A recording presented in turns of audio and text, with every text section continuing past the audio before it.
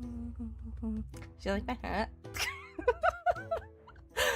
I had a thought as I was setting up. I think it would be really cute if I put a hat on. I found this hat in the Live 2D items like preset.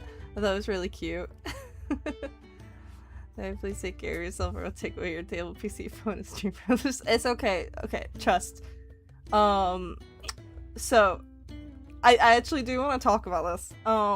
So it was literally, you know how the past couple streams I was like complaining because I kept like, my voice just kept cracking, right?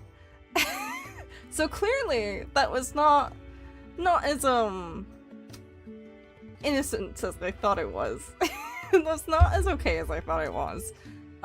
Because I was setting up for stream yesterday. I was just like, I can barely speak.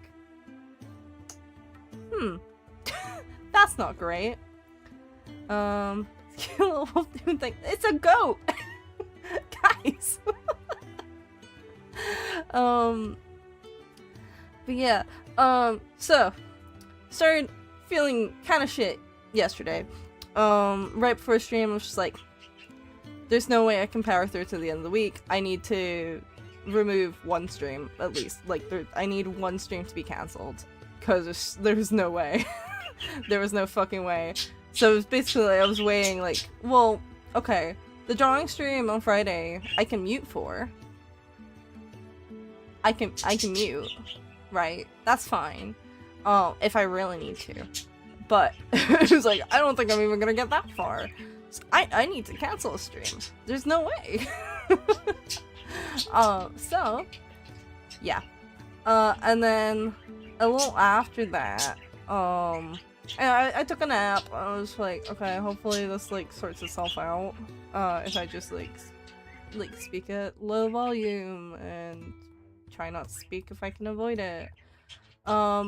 Throat started feeling better around like 1 AM. I joined my friends for like some games overnight. To play Guilty as Sock, but I was mostly non-speaking. I was like, okay, my voice is not amazing, but it's better than it was before stream yesterday. So I felt okay to go ahead today. I'm not gonna lie and say I'm all better. I definitely have like some sort of cold going on. Because I was definitely very sniffly and I was sneezing a lot last night. But I don't feel god-awful. I think my VTS plug is off. Wait. Did I forget to turn that on? Maybe. Hold on. So yeah, I'm not gonna lie and say I feel like completely amazing, but I'm alright. Alright, there we go. That should hopefully be working. I don't know why it wasn't. Yeah, I didn't even hear it. What the hell? Hopefully that should be working anyway. Yep, okay. It should be fine. Yeah, so voice is still a little rough. Throat still feels a little bit like sandpaper, but nowhere near as bad as it did yesterday where it felt like completely clogged up. I have hot lemon and honey with me. I'm trying to take care of myself. I just also want to have fun. But yeah, when I was thinking about like, okay, well, I don't want to... I don't want to delay starting Final Fantasy X this week. And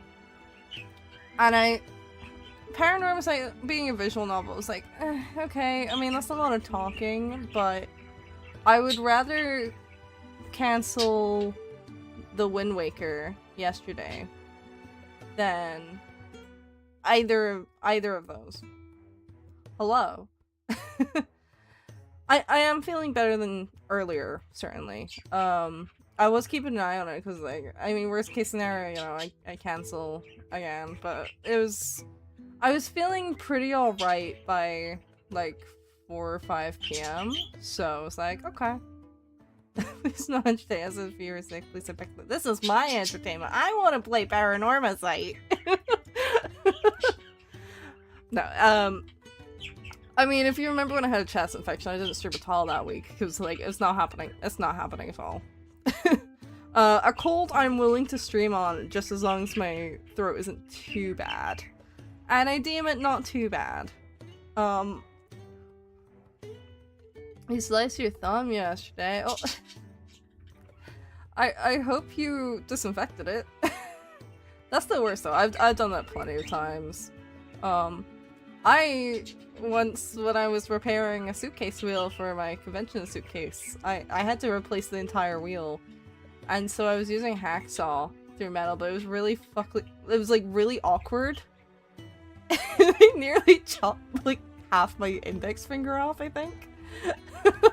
I didn't, obviously, but like it like the blade jumped and then hit my finger and it only barely like cut in. Luckily, I was very lucky with that. I was like, oh shit. Ooh, gotta be careful with that. It'll be okay, I'm not as bad as you, son again. Honestly, like, I had another instance, like, a few months ago, where I was removing part of my desk here because it was, like, I literally couldn't fit under it properly because it just went way too low, so I'm too tall, apparently. The desk made for little me, so I had to remove, like, the little thing, like, the keyboard tray underneath it, because it was just, like, it was either I had to hurt my back or my knees were just bashing into it. I got a new profile picture of my new dog and I wanted to like take a picture while she was looking away and then she rubbed into me. I got this cute profile picture. Oh. Unfortunately, it's incredibly small for me on my end. I can only see it in like the chat boxes on screen. When it comes to profile pictures, the OBS docs do not show them. I can like just about see. But yeah, what was I saying? Yeah, when I was removing that part of my desk, we were using a drill thing, like a diamond drill, because there was this one screw that for some reason, like, was inside the wood going down? I mean, we were like, what the fuck? How, even, first of all? But then we were like, okay, well, I guess we have to, like, drill that flat so it's not, like, poking my knee. And silly me, for some reason, when I was drilling it, and it was almost there, and I wanted to see, I was like, my brain went, I should check, like, how like, solid it is. If I could just, like, push it off. And decided to touch the thing. And really badly burnt my finger. And I still have a scar from it. Did I know? I mean, it doesn't shock me. It doesn't terribly shock me. But I don't think that's relevant to the stream. Yeah, like, I still have, like, grooves on one of my index fingers from touching that fucking hot screw. Because, you know, I don't know why I didn't think about it. That's deeply concerning. Yeah. The first YouTuber with this I've seen all week live. What, with Paranormasight? I love Paranormasight. I love the first game. I played through the first game on stream too, and it was like... I finished it, I was like, this is a fucking masterpiece. I'm so playing the second one after I take a little break from it. But yeah. Hopefully my throat will, hold out.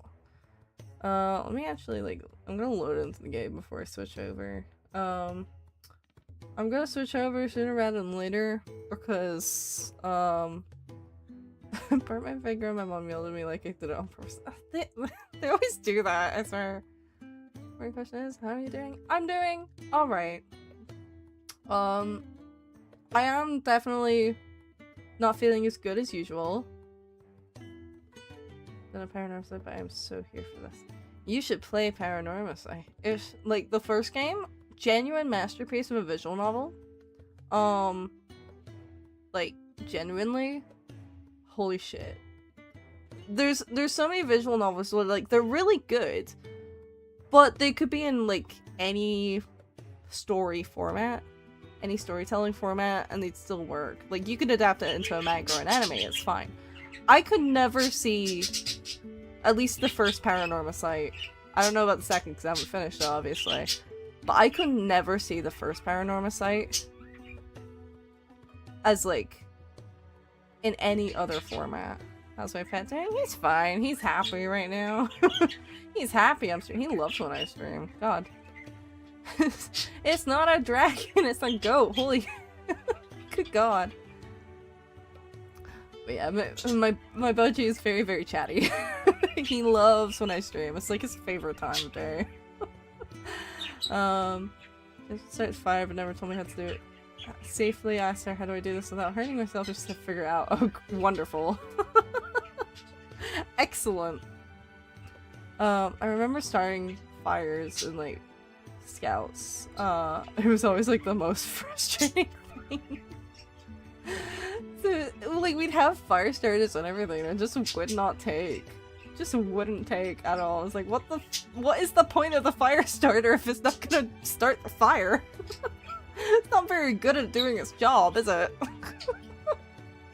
That was always a thing. The noise in the background is my buddy. He loves when I talk. He's a very, very chatty bird. Singular, by the way. Fire is a dangerous thing, you know. It is a dangerous thing, but you do need to know how to start one. And how to put one out. If you do camping, anyway. But it's better to know, and then to know how to do it safely, you know? Yeah, I have a very noisy budgie, and he loves when I talk. He loves when I talk, and he didn't get his fix yesterday, so now he's really, really happy that I'm streaming. She yelled at me when I yelled in pain. The worst part is it was in the fireplace of my house. I actually cried. Ooh, wow. Yeah, I spent my XP in the stream. XP. Oh. Is VTX Pog actually doing something? Or Nightbot? I don't know. I mean, I remember clicking that on at one point, but I didn't know if it was actually doing anything. So I'm afraid I don't actually know. Have you ever had those, oh no, I set X on fire, what do I do? Stress streams. I'm not sure, actually. I gotta go, but I like the stuff so I can join another time. Thank you! I look forward to seeing you another time. Pro is telling secrets. I'm sure he is. He's genuinely, like, his favorite thing is just to chat at me. He thinks he's part of the conversation, and, you know, I'm fine with that. But yeah, to be honest, I'm actually not entirely sure how TTS Pog is supposed to work on YouTube. I never quite figured it out. It says, like, Nightbot is, like, doing a custom point system for YouTube, but it doesn't give any indication on my end how it's supposed to work. So I'm actually not sure. I'm not sure how it works, to be honest. The only option that gives is for, like, after you reach YouTube partner, which I am not a YouTube partner. I don't have enough watch hours. Anyway, okay. Because my throat is obviously not in the best state, I am going to quickly hop over to the game and we're gonna get started. Yippee! So, last we left off, our first perspective character got beheaded. That was fun. Very fun. And also, like, almost all the women on the island got, like, cut down, literally. Extremely fun. You're gonna get your PJs on? I hope they're comfy. We do, however, we have a new perspective character, which is Arnav Marnum. Extremely sexist monster. No, I think it was, if I remember correctly, it seemed like they were going down the list of Amadivers in some form. Which Amadivers are majority women. I love Navidan, we get you to the camera. You guys are getting yourself! I really love my dog when I'm playing with him, because when I stop she stops and then I cannot laugh or she barks. If I move fast she barks, if I don't move she barks, if I breathe loudly she barks, so I gotta move slowly. That's, yeah, that sounds about right. I used to live with a couple dogs up until recently. They weren't mine, they're both my now former flatmates. We've both moved elsewhere now. Not for any, like I'm still friends with them. It wasn't like any problems, they just bought a house. But one of them was like an asshole elderly staffy. And then the other was a guide dog, golden retriever, who only barely made the cut. And yeah. Right, okay. Shall we take a look at these recollections from Arnav, who we have not had any perspective from just yet?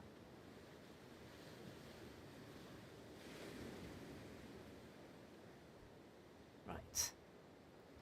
After much hustle and bustle, we finally managed to make our way to Issei Bay. Nice! Take it all in now. We're standing on the coast of Nakabeppo in Mie Prefecture's Kawagi town. Which means this is the Sea of Issei, the connection to the eternal world. How amazing. You remember me? I don't know. Probably 12 AM right now. For me, it is 9 PM. Or half 9. Indeed, it is. Come, Cersei. Henceforth begins our grand adventure in search of the legendary mermaids of Issei Bay. Oh, amazing. I just can't stop saying it. I have a great sleep schedule. I do. Not. You're back. Welcome back. Without further ado, my name is Arnav Barnum, an American-born fantasy author. Please, call me Abby. Oh, so he is American. Okay. Who are you introducing yourself to, weirdo? Oh, well, I simply thought a new beginning called for a little dramatic flair, you know? My favorite things to do at 10 PM. Wait.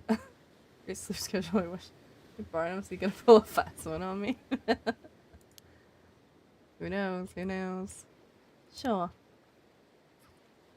With that out of the way, perhaps my darling guide can provide some insight into the goings-on of this locale.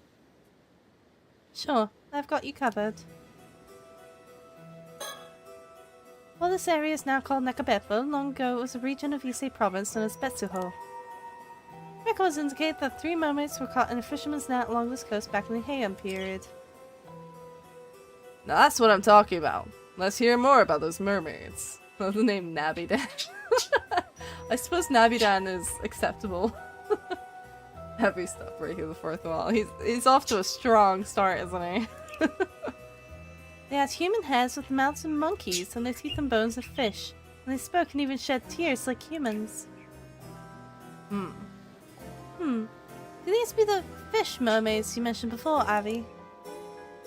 Indubitably. Yes, this must be the place. I'm getting goosebumps. If you have things to do at 10 PM, watch the stream. Second, watch the stream. Get my dog in bed and go to sleep. It's Nabidan. Well, I'm Nabby, and my chat is called Capridans.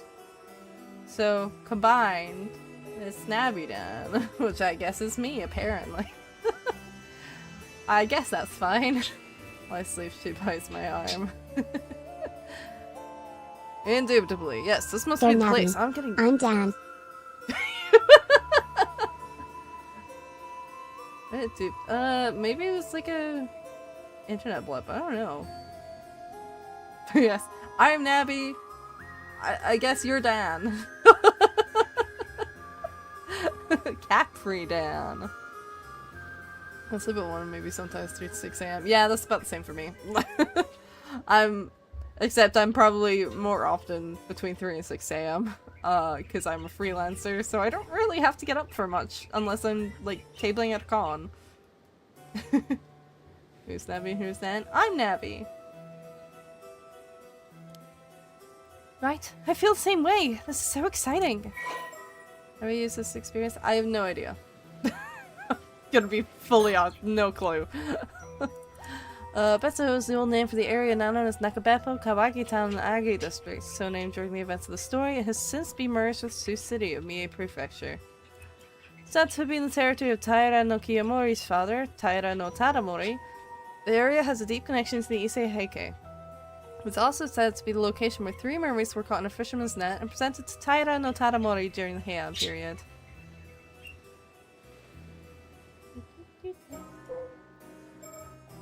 Oh yeah, we got some mockingbirds, didn't we? Like last time, right at the end, I think. I guess I didn't look at it. The endless expanse of the Issei Sea. The eternal world may lie just beyond this horizon. After all, Issei Province is the land where they repair the waves from the eternal world.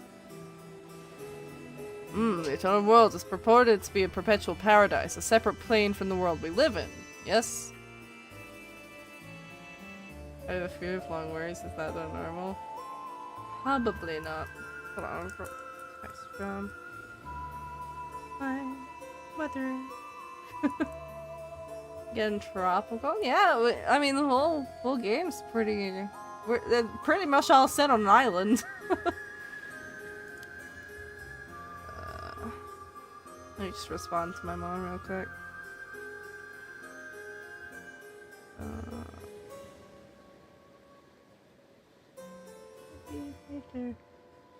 She's asking if me and my brother want ice cream. Could it be that mermaids hail from such a place?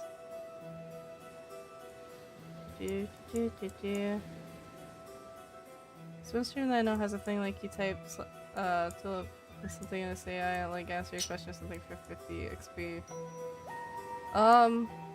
Yeah, I think I don't know. I don't really know how it works, to be honest. I've not spent a lot of time in other YouTube streams, to be perfectly honest. Like I've chilled in some, but I've mostly lurked rather than chatted, so I'm all this way to a distant foreign land seeking mermaids. Of course, I have my own reasons for trying to locate the mythical creatures, but for now I intend to scour this land in order to learn as much as I can about its lore and legends. Ah, but it occurs to me that I never actually explained the particulars of my Issei Bay mermaid excursion to the girl.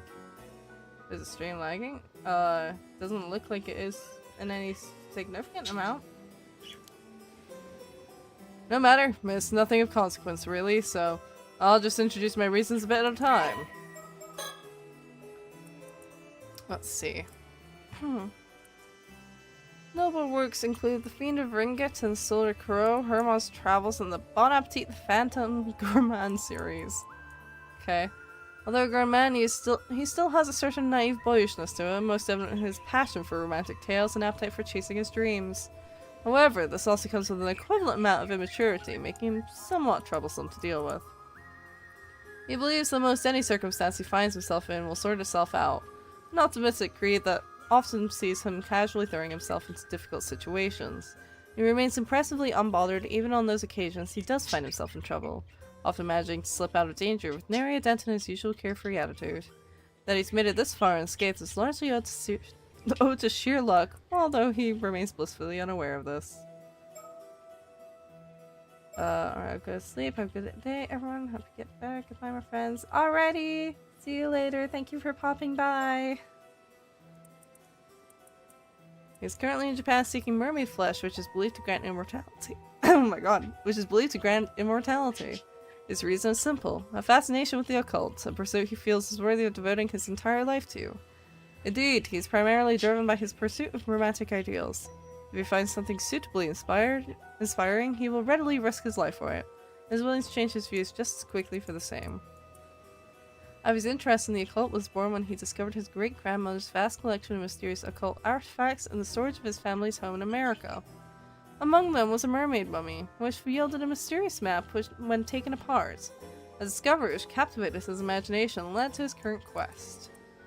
This great-grandmother happened to be a relative of the main Lunar Light family in England, albeit one who had chosen not to succeed the family estate. After discovering this through independent research into his lineage, Abby made contact with the Lunar Light family and continues to maintain a secret correspondence with them to this day. Why secret? You got the first like on a YouTube video? Nice! Or was like 10 people? No, you're fine! Absolutely put your real life first. This young lady is a distant relative of mine, the third daughter of the Lunar Light family. The Lunar Lights have been in the business of demonic exorcism in England for several generations now. As such, young Cersei has received education on this rare subject from a young age and is now an apprentice exorcist. Nice. In order to continue her training, or more likely simply because of her interest in the area, Cersei has come to Japan to study abroad. Upon hearing such news, I sought to employ her as my guide for this mermaid hunting expedition to Issei Bay. She's apparently quite fond of Japanese myths and folktales and has already explored a number of areas concerned with the occult. Interested in visiting Mie Prefecture at least once during her stay, she immediately agreed to my request. We love shawarma here. I actually don't know if I've ever had shawarma. At least in particular. Was there anything? I think a lot of this is new, actually. Young exorcist from England, currently on exchange in Japan, possessed of a bold and willful nature, she harbors an ardent interest in Japanese folklore and occult stories. She is quick to involve herself in anything that interests her, not stopping until her curiosity has been completely sated. Although she can be fairly blunt, she shows a naivety appropriate to her age around those she's comfortable with, and is not above the occasional prank. Cersei is the third daughter of Kiara? Or Ciara? I'm not sure, actually. Of Kiara Lunar Light, the current head of the matrilineal Lunar Light family, a long line of exorcists based in England. Along with her two older sisters, she has received a specialized education in exorcism ever since she was a child, and is currently in training as an apprentice. As beings known as demons in the West ultimately share the same root cause as harmful supernatural phenomena in the East, the spirits of the dead, strong thoughts, and curses, what she does in an exorcist is fundamentally the same as what Japanese psychics do, with only the methods and terminology differing. Let Nabby's whispers haunt your dreams. I got an injection / vaccine in school and it was painful the entire period. Yeah, so it goes. Huh.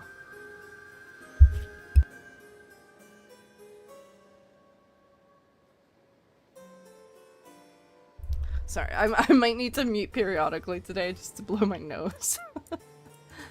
Primary spiritual abilities, guardian spirits. The ability to call upon the numerous guardian spirits of the Lunar Light family and invoke their powers to exercise spirits and negate certain psychic abilities.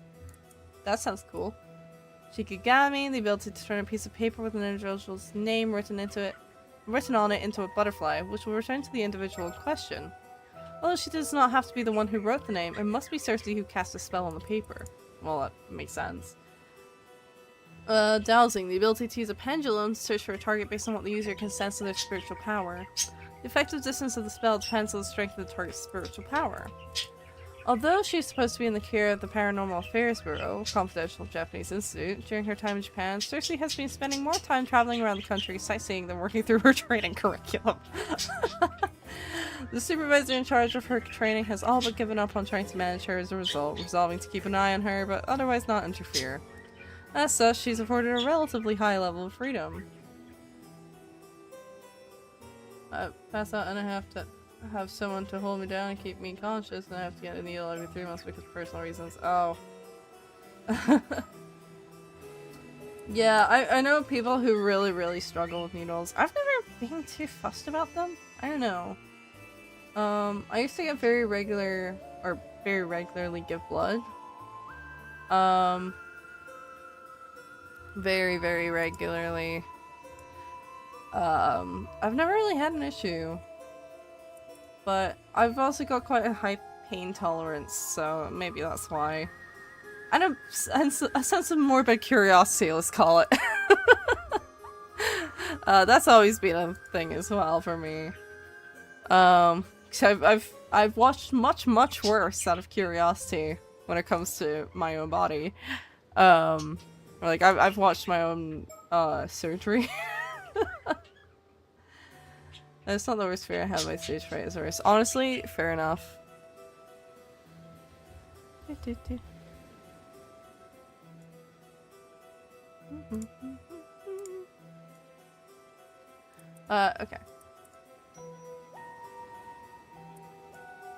Cersei is an ardent fan of Miyokuro Suzu, a girl with potent spirit sense and her senior in the industry in Japan. We know Mio. I miss Mio. She harbors both strong admiration and strong feelings of rivalry towards her in equal measure, and it's not uncommon for her to end up a babbling mess when the topic turns to the other girl. She treasures the photograph she had taken with Mio upon first meeting her in Tokyo and keeps it with her at all times. That's cute. Oh, that's cute. I have a panic attack in the mere thought of being on stage, and I panic and hold my breath until I feel dizzy. Eesh. Yeah, that's pretty rough. I'm also a germaphobe, so I wash my hands whenever I eat something with my hands. I've known a fair few people that are kind of like that, actually. As far as the girl's concerned, I suppose I could be considered a guardian of sorts. Even so, I have to find myself caught up in her pace and completely thrown off guard. If anyone should be shaking things up around here, it ought to be me. Yeah, nowhere to examine on you. Hawaii Town might be located right next to Mie Prefecture's modern capital, Sioux City, but there's something you have to keep in mind. This was also the birthplace of the Heike, a branch of the Heian period's preeminent Taira clan. To have someone behind me encourage me to breathe. See, I had an issue where I had stage fright as a kid, but it was because I was a naturally shy kid.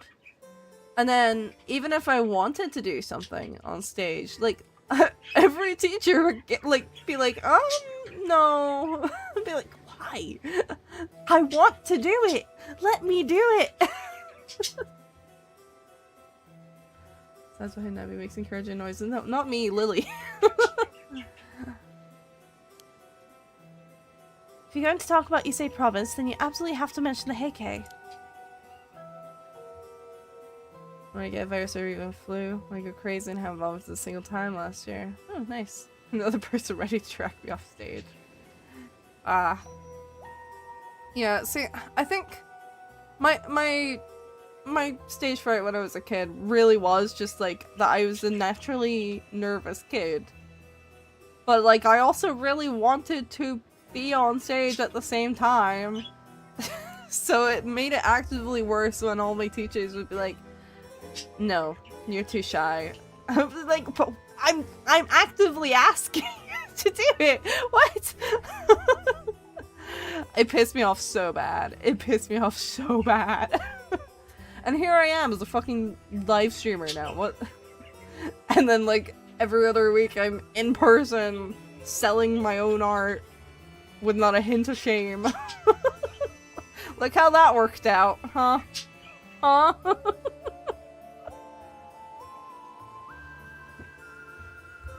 I do have a passing understanding of the topic. The Heike took part in the Genpei War, correct? Enjoy performing like singing karaoke, rather. James overrated. Indeed, I agree. That's right. That was the war in the Heian period where two great samurai families, the Minamoto and the Taira, locked horns and really got into it. Among the Heike, Taira no Kiyomori was a particularly famous figure who appears in many creative works concerning the event. His father, Taira no Tadamori, was the one responsible for securing the Heike's high social standing. So, Tadamori was Kiyomori's father, right? Names like that, how can anyone hope to keep them straight? That's history for you. I'm afraid you just have to memorize them. I suppose you're right about that, and memorize them I shall. Apparently, Tadamori was born in Sioux City in a place called Ubushina. Ah, so that's why they call this area the birthplace of the Heike. It can extremely be impersonal when it comes to other things. I think a shy child. That's very real. I still got really intense anxiety about a lot of things. It's just... I'm very... very... I don't know. I'm good at covering. Like, covering it up, I guess. I'm good at masking it. Force us to sing some random music for a long time and it will benefit for one day only. Yeah. It's... I mean, the thing about karaoke is you're supposed to do it for fun.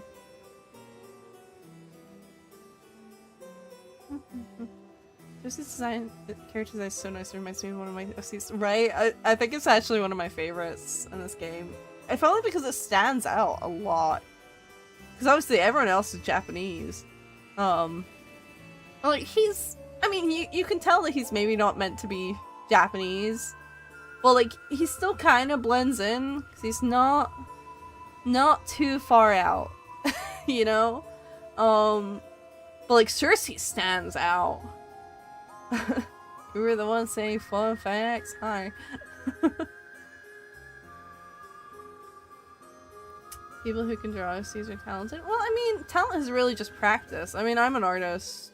I mostly grew up drawing OCs. Nowadays, I mostly draw fan art, but that's because OC stuff doesn't really sell. I want to draw my OCs. It's been ages, but alas, I am busy with convention work and commissions, so I have not had time. I like Cersei's girls, and yeah, I see what you mean about her design being like a focal point. Yeah, it's very neat, especially because last game, like, I don't think there was anyone foreign to the cast, despite being in Tokyo. I don't think there was anyone who wasn't like native Japanese. Compensating your goat for being way too cute. He's just a baby. And like just slam his head into the camera. But like, that's you. It's you. I draw a human nor an eye, nor a shirt, nor a single thing. The only thing I can draw is a stick man. Ah, but that's where practice comes in. You practice so that you can. Because we all start there. There's a lot of people who learn to draw even at like 40 years old, 50 years old, or even older than that. And today I don't have many fun facts. Oh dear. Damn. Fun fact, run! I'm coming directly to your location. I will be in your location in roughly 15 minutes. My fun fact that I like to give to people is that there was a show once where it was testing out a generation of consoles for like their durability, and it was the GameCube versus the Xbox, the original Xbox, versus I think the PlayStation 2, I want to say. And when they were testing them, I mean, the Xbox and the PlayStation held up alright, but like, the GameCube, they set them on fire at one point, and the GameCube not only didn't stop working, but it actually ran better while it was on fire. See, another thing is I get anxious streaming or making anything, and I have to have one person I know in stream or chat, or I feel sick or scared, but I try and not show it. Taking the goat is too cute. It reminds me of the galaxy, and I love the galaxy. Well, you are a space goat.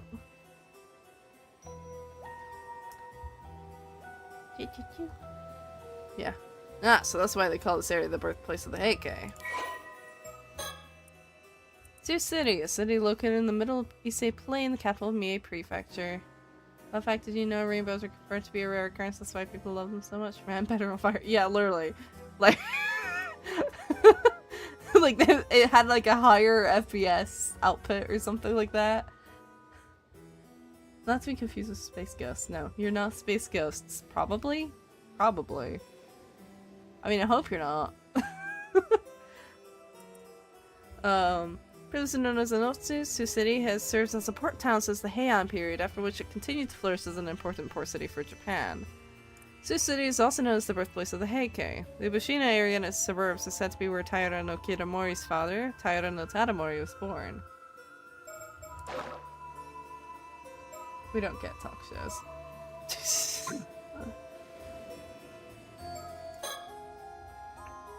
But then, why would such mermaids be so easily trapped by simple fishing nets? I thought them more cunning than that, but perhaps these fish mermaids are in fact nothing more than simple sea creatures. Who knows? Let's talk about this place. I want the parts burned. You'd be surprised how many parts are, like, resistant to high heat. I mean, it's like the casing is... Actually, that reminds me, there's also a game... There was a Game Boy that was involved in a bombing. Essentially. And, like, the entire fucking thing is melted, right? Well, it's not the entire thing, but... Obsessed with the galaxy aesthetic. Thank you. Last time I was here, I did fish, but I will do space today. Ooh, give me some space facts. Who are space ghosts? Is that what we are? The Capitans? Yeah! You're like... I don't know. I think you're made of, like, space dust or something. I haven't, like, cut any of you open to figure it out, though. Meanwhile, my PC starts heating up and then the frames go so bad. Yeah, PCs are not quite as durable. Just, Nintendo's on some shit. They've always been on some shit. But yeah, there's like a Game Boy. It's in a museum. It was involved in a bombing. Most of it, like the batteries literally melted in.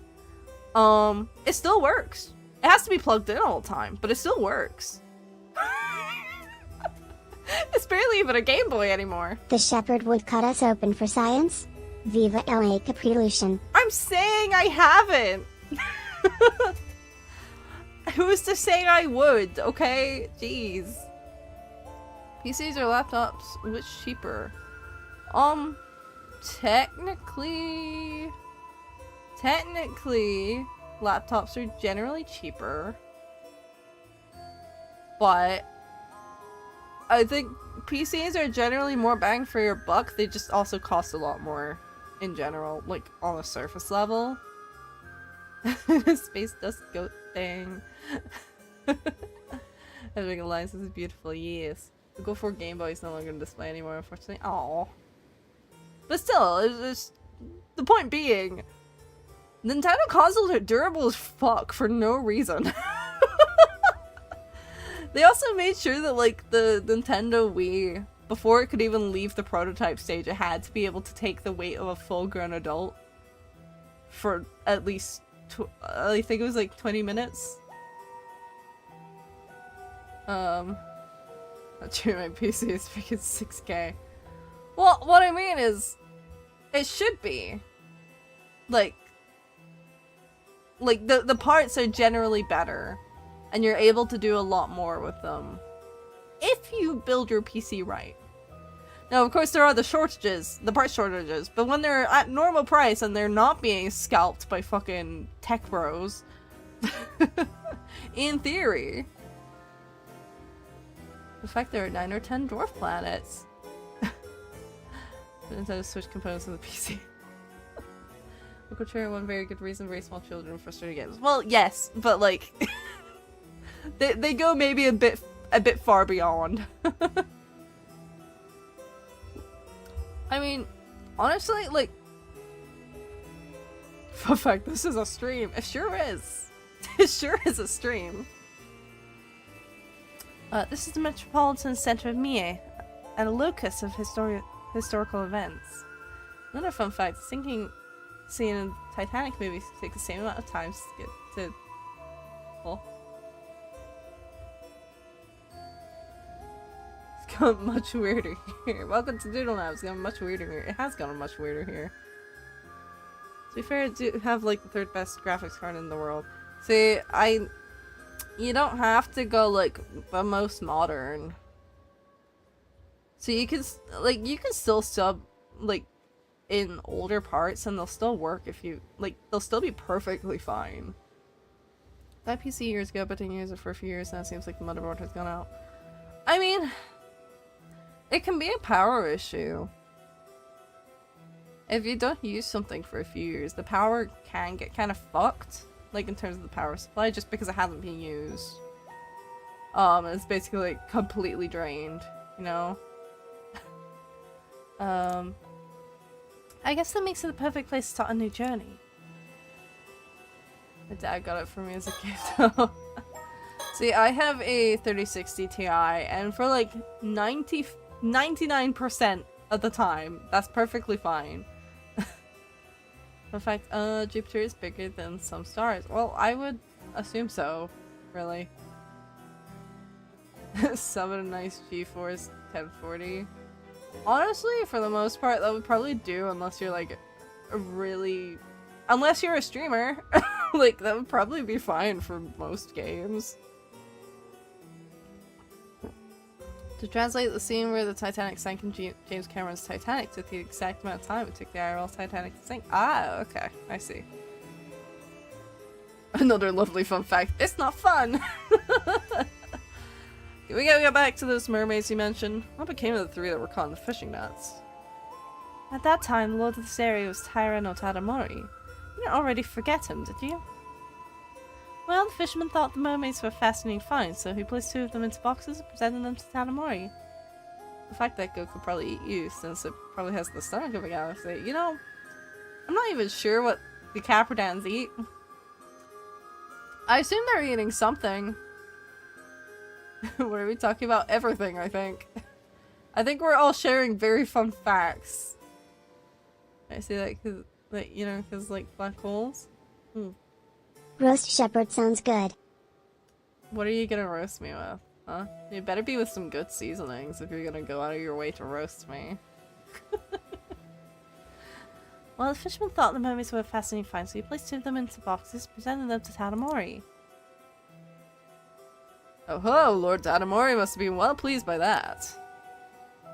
How could he not be? He was not eating the flesh of a mermaid grants eternal life. Actually, Wouldn't Tadamori you like to know, shepherd child? Shepherd child? I'm older than you! Fun fact, Lucky was moving to your location rapidly. Huh. Actually, Tadamori evidently said that they were disturbing and gross and refused to accept them. In fact, Neptune and Uranus have been screaming about Uranus' name. Jupiter and Saturn all have rings. Wow! It seemed more appropriate than Weather Boy. Yeah, I got it. I got the reference.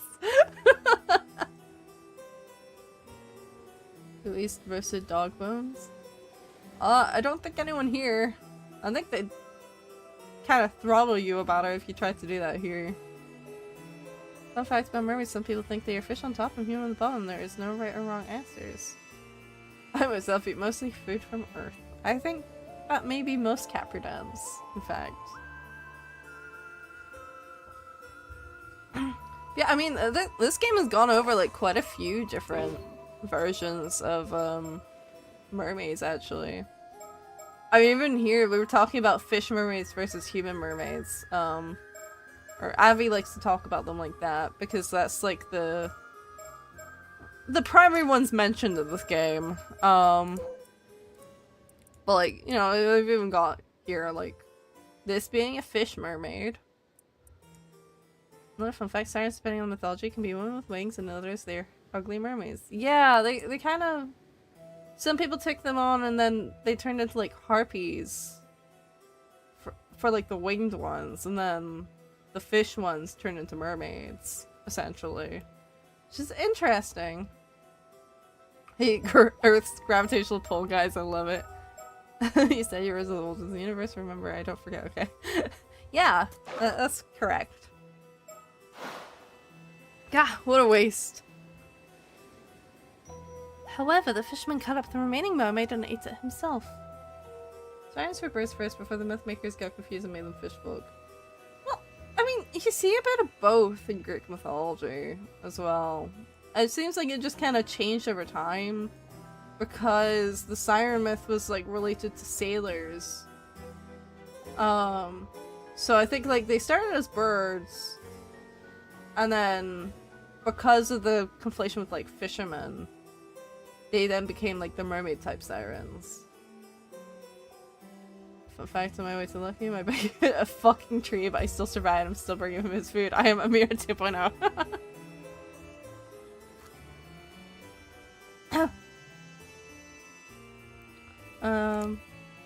So, what happened to him?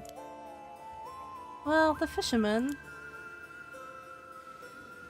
said it was pretty tasty. Well now, tasty is it? And that's all I've got. That's it? And that's all I can find in existing records.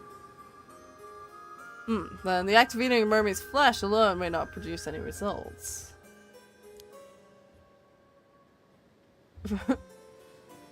Beans is a girl, but in solar balls, Venus is a boy? Oh, like Venus. What's solar balls referring to?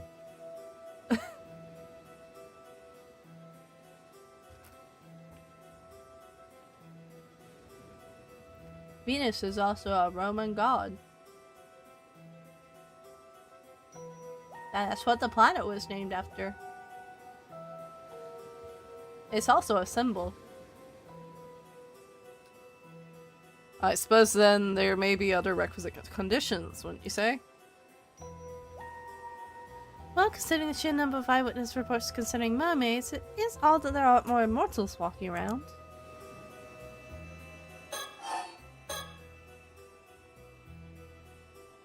There don't seem to be any records about what happened to the mermaids that Tadamori refused to accept. I suppose it's possible someone in the Heike clan stuck off with them. Now that's a hypothesis I can get behind.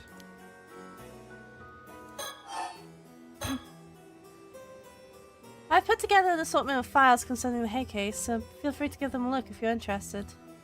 So we deliver in 10 minutes or it's free offer. You have my heartfelt gratitude.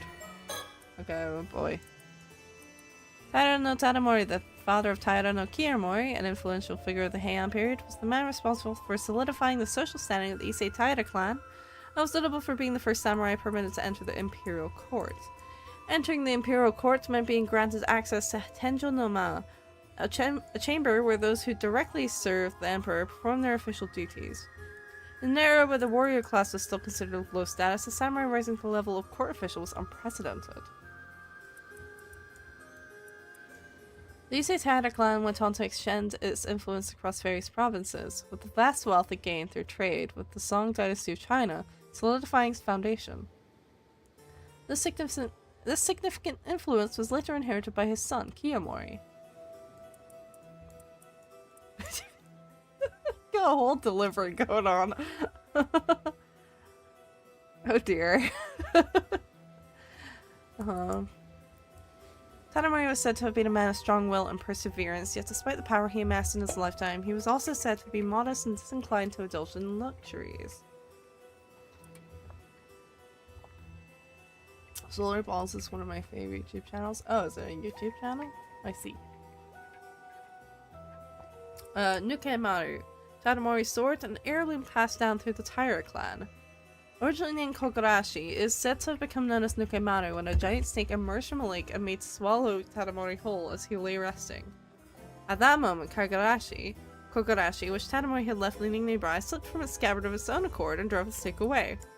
The name Nukemaru derives from the verb nuku, meaning to unsheath, and reflects the sword's extraordinary act of slipping from its scabbard on its own to save its owner.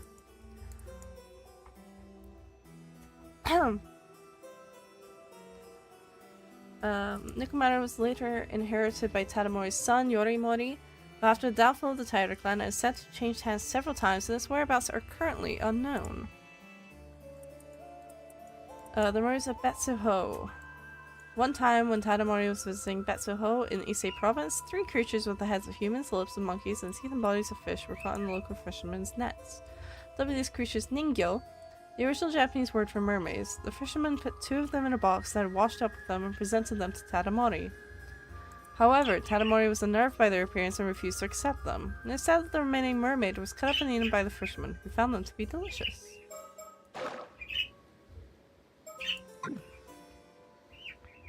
Oh, there's one thing I should warn you about, though.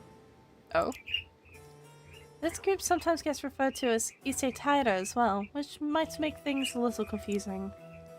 I'll go ahead and label it as Heike. Does it really matter? Aren't they basically the same thing? Not exactly. You see, the term Issei Taira refers to the Taira clan as a whole because it originated in Issei. On the other hand, people generally refer to the family within the clan that included Tadamori and Kiyomori as simply the Heike. The family features prominently in the stories we're interested in, so I'll use Heike most of the time. Plus, it has a nice ring to it. Either way works for me, so do as you like. The tale of Heike also used Heike. You're awfully particular about this, but I rather like that kind of fastidiousness. Anyway, after a number of events, the Heike would go on to lose the Battle of Dan no Ura and be completely eradicated. Ah, I believe I know this one. Dan no Ura is found in Kyushu, is it not? Bingo. The clan was chased out of Kyoto and pushed further and further west until they were eventually wiped out there. Pains me to think such a resplendently glorious clan meeting such an ignominious end. More's the pity. Fun fact, Planet X is not proven to be real, which is good. I hate X. Isn't Planet X just a theoretical planet? If I remember correctly? Wasn't that like the whole thing? It was just a theoretical thing of like, by the logic of maths, there should be a planet here, but we don't see the planet, so we're just gonna call it Planet X, but it may or may not exist. Wasn't that the whole thing? Or am I thinking of something else? Yes, am I right? I vaguely remember researching something like that in like my own time, just because I thought it was really interesting.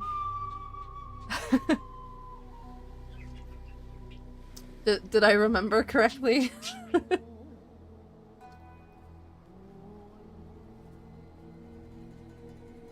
That's why the Heike's resentment is particularly strong, and many remnants of it remain even today.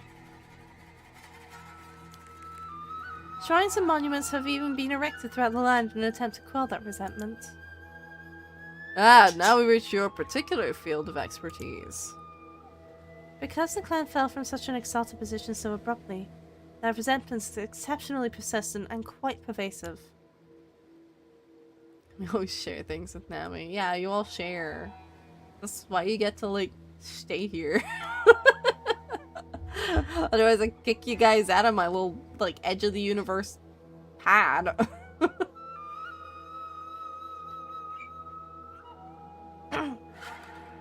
That said, famous places related to people like Taira no Kiramori are well attended by worshippers, so they're relatively stable. It's puffed up and pretentious Heike clan members that no one even remembers who causes the most trouble. You're spitting in the food for not tipping? Damn. I seem to recall a number of individuals going so far as to claim that those outside of the Heike clan could not even be considered human. But if that's the case, are we really safe here? I don't think we might find ourselves assailed by these lingering grudges? Much of Issei province is protected by shrines, and the area is suffused with spiritual energy, so we're probably safer here than most places. But that's just the land itself. Objects or people that the resentment has seeped into are a different story altogether. That's somewhat troubling to hear. It is a bit troubling to hear, yeah. Well, either way you look at it, this region is still home to many places and things associated with the Heike. Excellent. I believe I've gotten a grasp of the situation at hand. It's time we made our way to the next locale. We're on the clock after all. Let's get to it. Nap's favorite flavor of ice cream, cookies and cream. I love cookies and cream, or Oreo.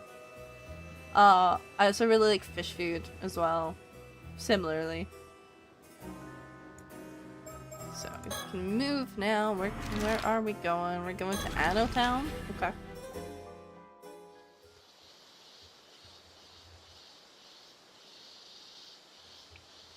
Yeah, I'm an Oreo guy. Or cookies and cream. Or fish food. Specifically to Ben & Jerry's. Well, seeing that we've arrived, where are we now, Cersei? This is an area in Anno Town, known as Kusawa. Kusawa is quite famous because of the Yaobikuni legend. I'd be surprised if there was anyone who hasn't heard of it. I'm sorry to say, I've never heard of it. Really? Come on now. Don't act so shocked. You can't expect me to know every little thing, and besides, I'm not even from this country. Cookies and cream is a classic for real. It is. It's so good. I love cookies and cream. Oh. I mean, you're the same cookie on cookies and cream. It's so good! Benji's peanut butter half-baked is my absolute fave. It's pretty solid. I'm just not, like, I don't hate peanut butter. But, like, I don't love it either. I'm kind of neutral on it. It kind of depends on my mood, I find. But cookies and cream, I could almost always go for cookies and cream. I don't know how it's so weird. Well, you see, when a mommy moon and a daddy moon love each other very much, and they, or I suppose a mommy rock and a daddy rock love each other very much, and they smash together violently, and the gravitational pull or whatever makes it roundish, then you get a moon. Something like that. Popsicle is good. I like popsicles and like enough.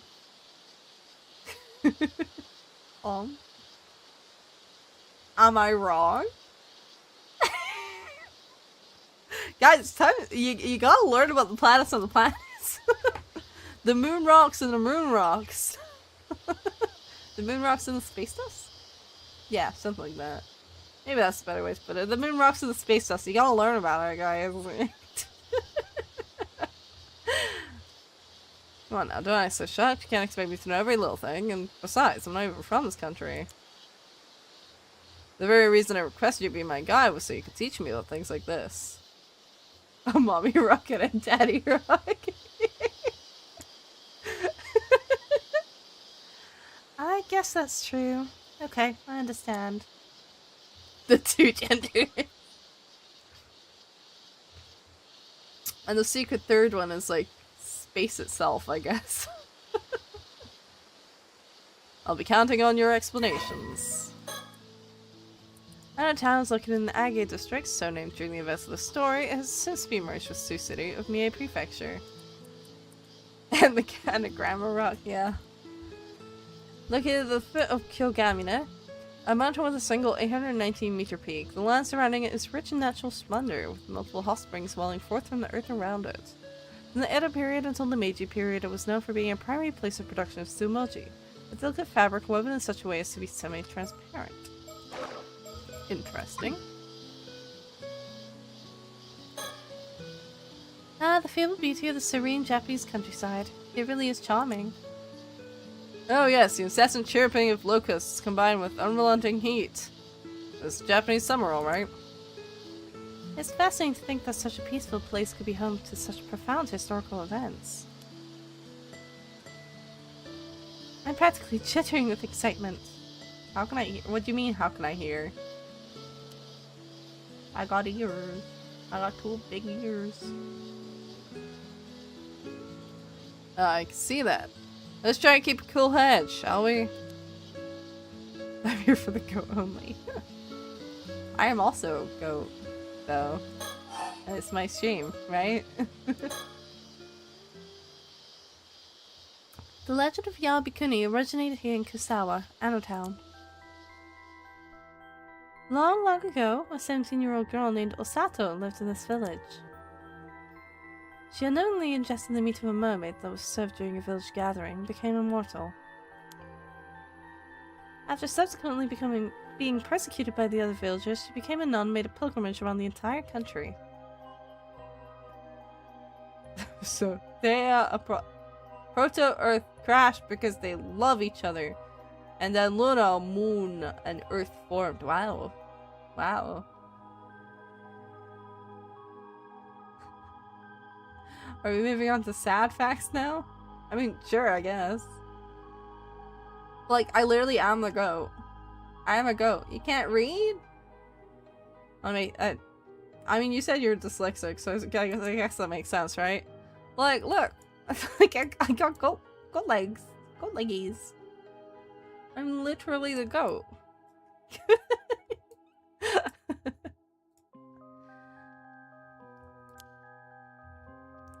At the end of the story, she eventually returned to this village and lived out the rest of her very long life. Tales told in other parts of the country play out in almost exactly the same fashion. Yeah, I guess that's true. The tale of Yal Bhikkhuni, a bhikkhuni, formerly ordained Buddhist nun, who acquired preternatural longevity after eating the flesh of a mermaid, can be found in almost every region of Japan. Although the exact details vary greatly between regions, they all share the same fundamental element. A girl who ate mermaid flesh lived for 800 years. I have legs! I do! I've actually struggled by ironic fact that I can read backwards perfectly. Oh, that's interesting. I mean, I'm not shocked. Because dyslexia gets weird. It's a very weird... what's the term? I'm trying to think of what the word is. Condition? I guess? I guess it's more learning disability? I don't know. I have quite a few friends who have dyslexia, but I've never like talked in depth with them about it. Like boys and girls, happy pride! The Yao Bhikkhuni legend passed down in Mie Prefecture is as follows. Once upon a time, a beautiful girl by the name of Osato lived in Kusawa village. One day, when Osato was 17, the flesh of a mermaid was served at a village gathering. The other villagers, disturbed at the thought of eating such a strange creature, refused to eat it, but Osato unknowingly ate the mermaid's flesh. From that moment on, Osato didn't age a day. Shunned by the other villagers and treated as a monster, she was eventually forced to leave the village. Becoming a nun, Osato traveled the length and breadth of Japan for hundreds of years before eventually returning to Kusawa village, where her long life at last came to an end. Happy Pride Month, everybody! Back in primary, I wrote a whole page on English assignment backwards. I mean, that's just impressive, actually. Honestly, I couldn't do that. The legend of Yao Bhikkhuni, the girl who ate the flesh of a mermaid and lived for 800 years, has been passed down all over Japan. Happy gay people, meow meow! Meow meow! Hello, just being... Not only here in Mihei Prefecture's Ano Town, but in Fukui, Aichi, and Gifu Prefectures as well. In total, the story has been found at 121 locations in 28 prefectures throughout the country, or at least that's what certain research has indicated. That's pretty widespread. Doesn't that seem like a lot?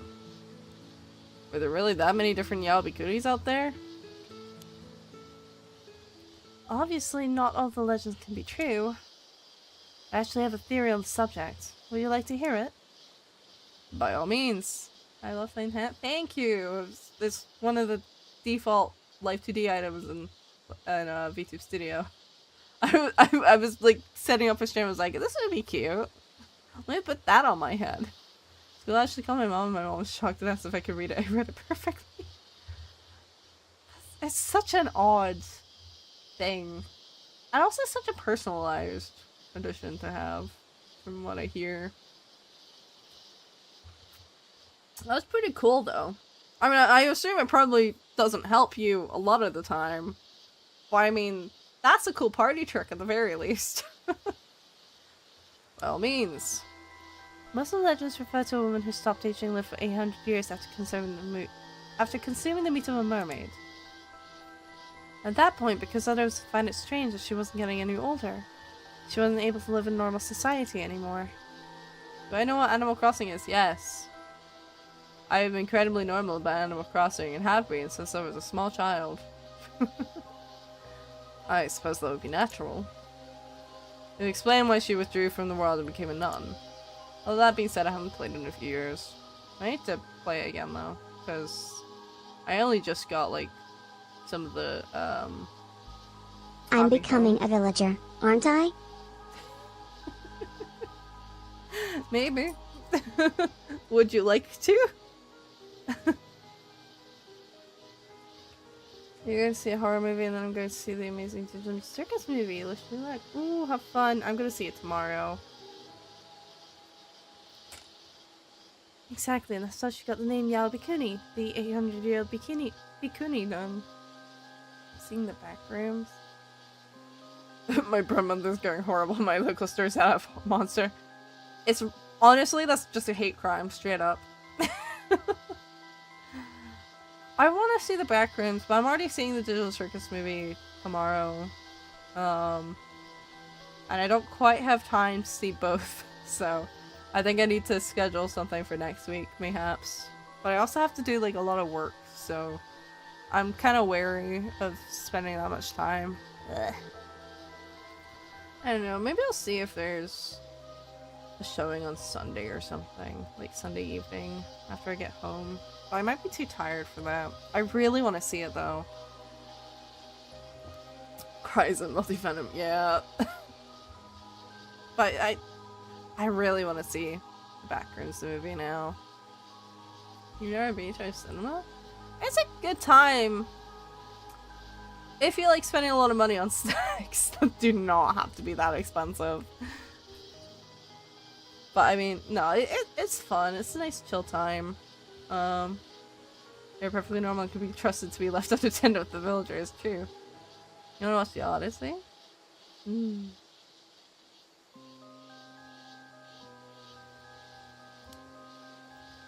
With 800 years on her hands, she could have easily made a pilgrimage around the entire country. Do I know who Miku is? Yes. I'm also incredibly normal about Hatsune Miku, and most Vocaloids. I've been in this building for a very long time. I'm not allowed to go. Mom says I'd be too loud. I mean... as long as you're not yapping during the film.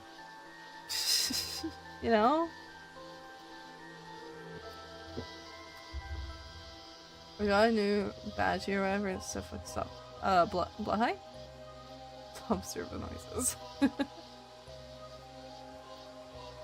How interesting. Buddhist priests are known for trekking throughout the land as a form of ascetic training. If you consider the 121 locations where the legend was found, with 800 years to spare, she could have spent 6 years in each location. 6 years would certainly be enough time for her to make a name for herself in each and every location, right?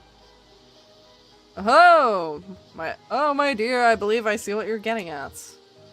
Your theory posits that the stories of Yellow Bikuni that have been passed down in every corner of the country all refer to the exact same individual. Yeah, that was kind of my assumption from the start, but... Well, it might be a bit much to say that all of them are the same. There may have been a few different people.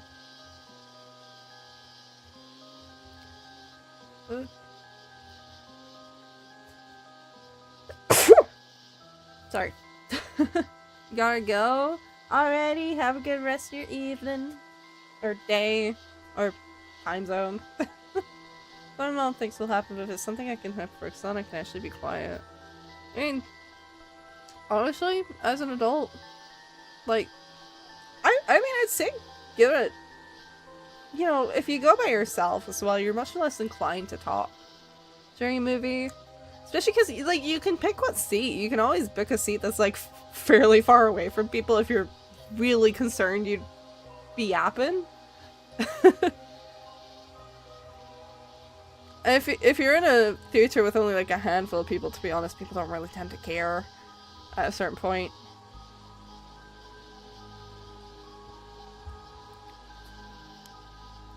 But it's more convincing than the theory that there were 121 people.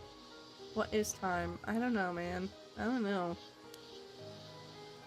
I also think the Yao Bikuni Wakasa province is the most likely origin of the legend. I wonder. Don't all the different instances of the story throughout Japan also claim that particular location as their place of final rest? That may be true, but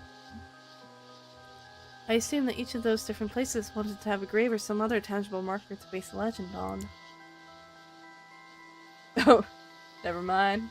Well, welcome back. But with so many people that are purported to have lived for 800 years all die around the same time, it seems pretty unlikely. Then you believe some of the tales were embellished somewhat. That sort of thing happens all the time. Legends are always mixtures of truth and fantasy.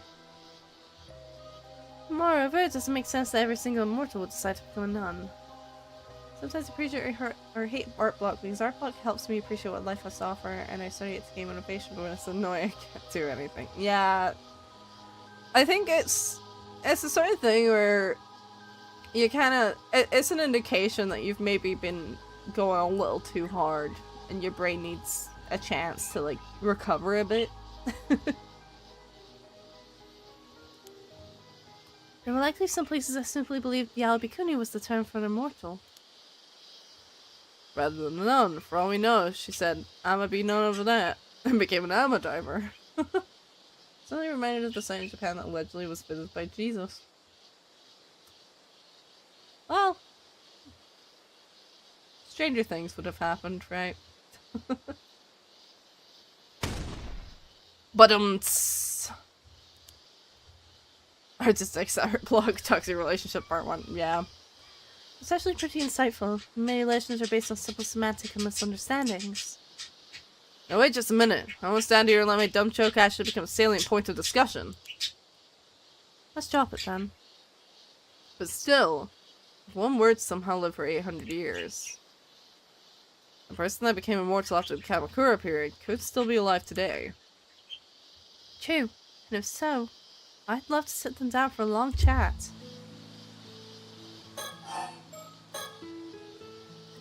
Can Kusawa's legend of Yalabikuni really be true? There must be falsehoods and fictions mixed into the tale, surely. Who knows? Issei province isn't that far from Wakasa province, after all. She may have simply walked here from there. The fact that the stories from each different area are so similar does make me wonder if they didn't get mixed together somehow. I think legend may be an amalgamation of stories from various locations. Exactly. But then again... the immortal in the story from this location has her own name, which gives the legend a certain verisimilitude. Verisimilitude. There we go. Close enough. Indeed, it does. Art block is visiting me right now. It's not that bad, it's giving me ideas. I do know what Cuphead is. I have played a little bit of Cuphead.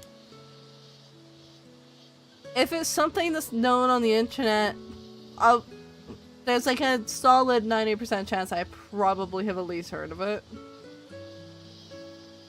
I guess we can assume that a girl with that name really did live here long ago. Then something must have happened to make people believe she had become immortal. And it's reasonable to assume her story then got mixed up with various legends of Yalabikuni from around the country before being passed down. Of course, the exact timing of these events is still unclear, but that does present an interesting possibility. Oh.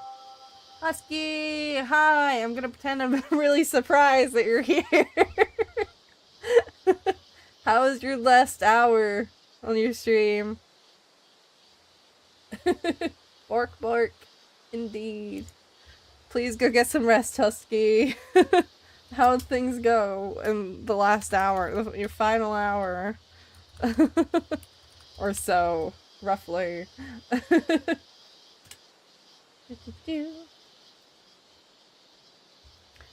Yeah, Husky's just finished up a little under 48-hour stream for his first anniversary. It was pretty fun, that's what I like to hear. Now go sleep. Go sleep. Or at least, I don't know, go rest at least. Yeah, I'm not gonna bother introducing myself, because if you're in Husky's channel, I'll bet you know me already. Fine enough because you told me to. I hate always having to watch over all the timelines. Yeah, I'm sure... I mean, this is a pretty chill stream. We're, hopefully. I don't know, maybe someone might get sliced in half. That happened last time to a few people, actually. But, you know, most of it is chill. Currently, we are talking about a specific legend of a mermaid. Slow energy behind chaos, yes. We are currently talking about the Yao-Bikuni, which is the legend of an 800-year immortal who ate a mermaid's, like, the flesh of a mermaid. We're currently discussing the theories behind how the legend came about. She could very well still be living in this village. Wouldn't that be a compelling development? Leave it to an occult writer to think up something like that. I act like Husky's mom. Well, I mean, technically I'm his model mama and papa. Would the flesh of a mermaid be more fishy flavored or like beef? I don't know. Depends on if it's a fish mermaid or a human mermaid. See, we got both in this one. Did I see the Cuphead show? I watched a few episodes of it. It was fun, but I was busy, as per usual, so I didn't end up finishing the whole thing. Can you make sushi mermaid? Questionable. Leave it to an occult writer to think of something like that. That's right, you're seeing the prodigious imaginative power of a fantasy author in action. Yes, it's really something. Must be off from deleting a vortex. BRB, guys, gals, and others. Very well. Have a good evening. I'm not paying the delivery tax either. Yes, it's really something. What are we thinking? If Yabakuni really did exist, I wonder what sort of life she led. I can't begin to imagine what it would be like to live for hundreds of years. Probably sucks. The fact of the matter is that almost no traces of Yao-Bikuni remain in this village. Even her grave, which is referred to as Lady Yao's tomb, has never been located. What's my hobbies? Drawing, playing video games, drawing again, or making things. I like yapping. Streaming. Yeah. About that. Even her grave, which is referred to as Lady Yao's tomb, has never been located. But then, did we come all this way for nothing? Another topic. Existing, yeah, I like existing sometimes. Just like a little bit. Well, it might not have a direct connection, but there is something one should always consider when discussing Issei. The Tales of Issei. Have you heard of it? It's the oldest extant collection of Japanese verse compiled sometime during the Heian period. I'm afraid I'm not familiar with it. But I have heard of the tale of Genshi and the tale of Heike. Is it anything like those? Well, there were also stories written during the Heian period, but that's where the similarities end. Nice try, though. Well, they sound similar enough anyway. Don't worry, I'm not an expert on the subject either. Basically, this collection of verse elaborates on a number of waka poems by giving accounts of the events surrounding each one. The entire collection of 125 passages is referred to as the Tales of Issei. That's easy enough to remember, no? Tales of Issei is a collection of short stories. Check. Ah, one more thing. The title might be the Tales of Issei, but the content isn't all that focused on the actual area.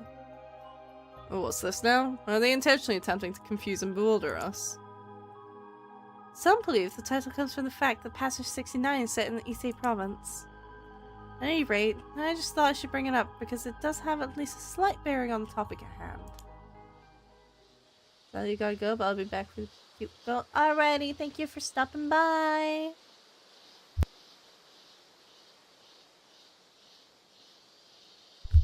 Oh, wow. If you're keen to learn more, I'll add more detailed information to the files. Why, thank you. I'll be sure to read through them later. By which I mean I'll be reading through them now. Tales of Issei, a collection of verse, or Uta Monogatari, thought to be the oldest surviving work in Japan. It's particularly well known for the opening sentence of many of its prose passages. Long ago, there was a man. Believed to have been compiled in the Heian period, it greatly influenced the literature of the area, including famous works such as the Tale of Genshi. The central figure of the narrative is speculated to be a fictionalized version of Ariwara no Narihara, a poet of the Heian period, with the prose passages serving as a biography for the character. But the author and its exact date of publication are unknown. You're eepy, we'll go eep. The narrative spans 125 episodes, which vary in length from a few lines to several pages. It covers the life of a man from his coming of age to his death, and focuses primarily on the protagonist and the people around him, particularly his romantic dalliances with women. Some of his most famous episodes are summarized below. Episode 1, Uikaburi. Having come of age, a man sets out on a ceremonial falconry excursion where he catches sight of two beautiful sisters. Infatuated, he cuts off the sleeve of his robe, inscribes a waka poem on it, and sends it to him. Hold on, I need to blow my nose again.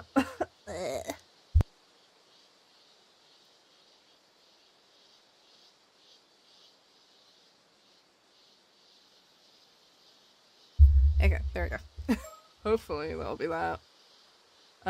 Episode 6, Akutagawa. A man having finally succeeded in stealing away a beautiful noble woman, flees with her to a warehouse, where they take shelter from the rain. However, the man discovers in the morning that she has disappeared, devoured by a demon who inhabited the warehouse. That sounds rather familiar. Just a little bit. I have 30 bursts assignment. Actually, it might have 31. I don't know. Nice. Episode 9, Azuma Kudari. During this moment about his future, a man embarks on a journey to the east with a group of friends. In Mikawa province, he catches sight of some beautiful flowers and reflects on how far his journey has brought him. Recites a poem. In Suruga province, he sees snow on the peak of Mount Fuji, contemplates the passage of time, and recites a poem. In Musashi province, he spots an unfamiliar bird on the shores of the Sumida River, recalls his wife and hometown, and recites a poem. His friends all weep upon hearing the latter, moved by his feelings for his faraway home. Episode 23, Tsutsui Tsutsu. Tsutsui Tsutsu. There we go. Close friends from childhood, a man and a woman exchange poems and are wed. When the man prepares to travel to faraway Kawachi province to visit his other lover, the woman displays no hint of displeasure as she sees him off on his journey. Suspicious of her actions, the man hides in their garden and watches as his wife makes herself up as beautifully as she can. But when she then sits and recites poems out of concern for her traveling husband, he feels a profound shame and decides not to go to Kawachi. Episode 69, Kari no Tsukai. Having been sent to Ise province to hunt game, a man is received with great hospitality by the imperial princess serving as priestess at Ise shrine.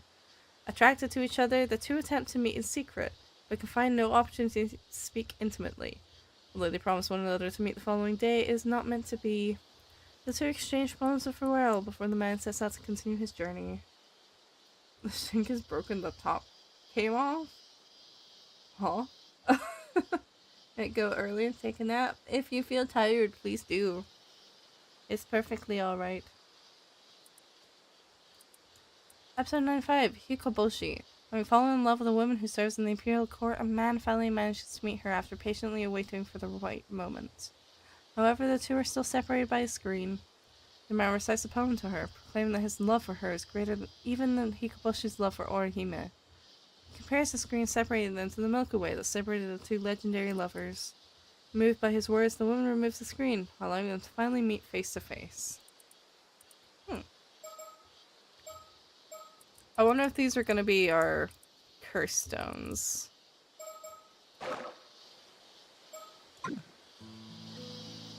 I wonder. They're certainly going to be relevant somehow. That is one other thing we can learn from the Tales of Ise.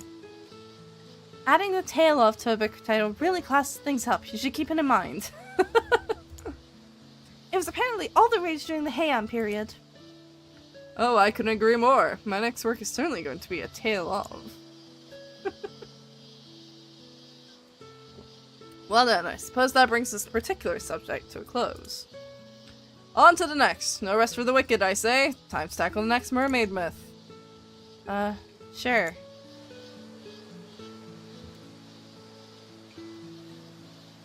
Shrine. What's down there? Some sort of shrine? The shrine is apparently dedicated to Sugawara no Michizane. We should go and pay our respects before we leave. Anything else? Sky. No. Night night, Nami. Night night, Lily. Rest well. Utami Gaora.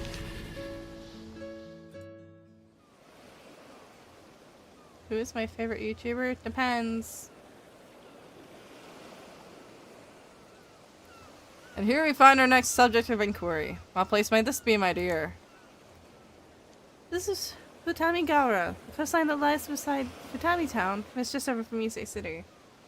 I tend to... These days, I listen to a lot of Reddit reading content, just because it's really easy to listen to while working.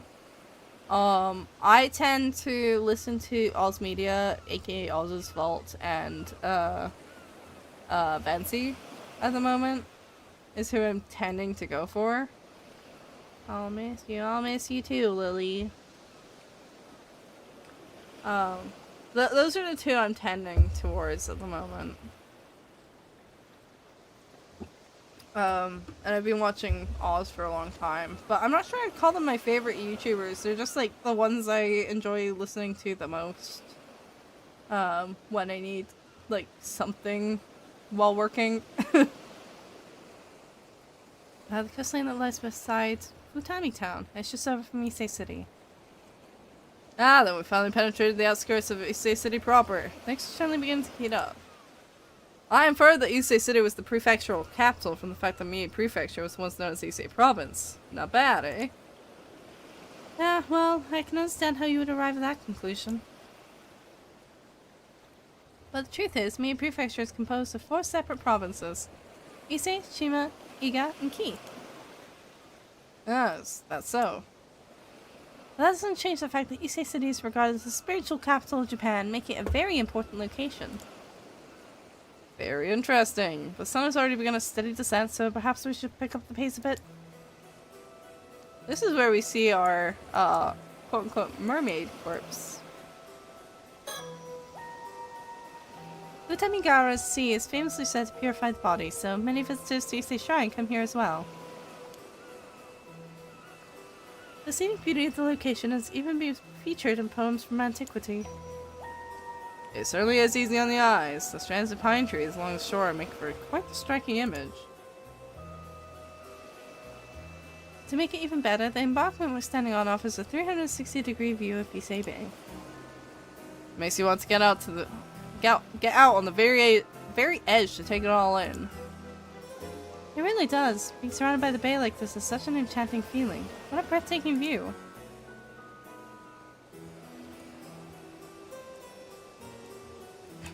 Anything else? No siree. Just me and Cersei. As far as the girl is concerned, I suppose I could be considered a guardian of sorts. Okay, that's the same thing as earlier. Of course, I have my own reasons for trying to locate the mythical creatures, but for now I intend to scour this land in order to learn as much as I can about its lore and legends.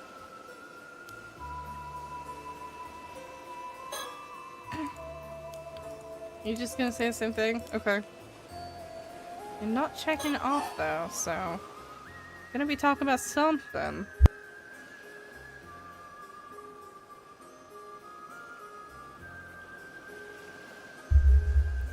Talk about Futami Gaora mermaids.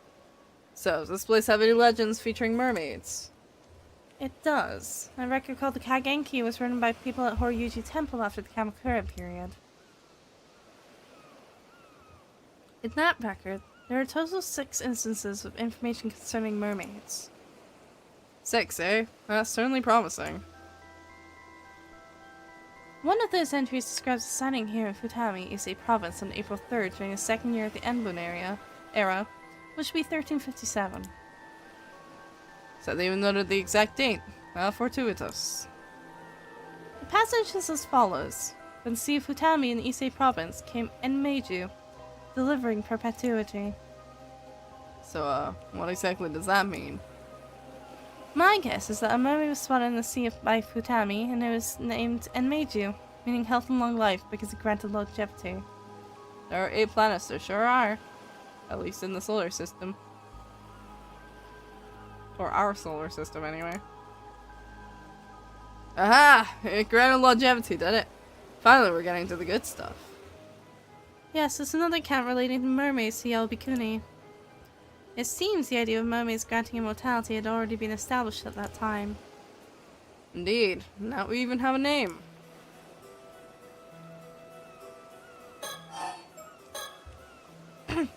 So, what sort of mermaid was this, and what became of it? No clue. Again with the vague records. These people write down the appearance of some fantastical creature and then just let it water off. I haven't personally gone over every bit of research on the matter, but I can speculate on an answer.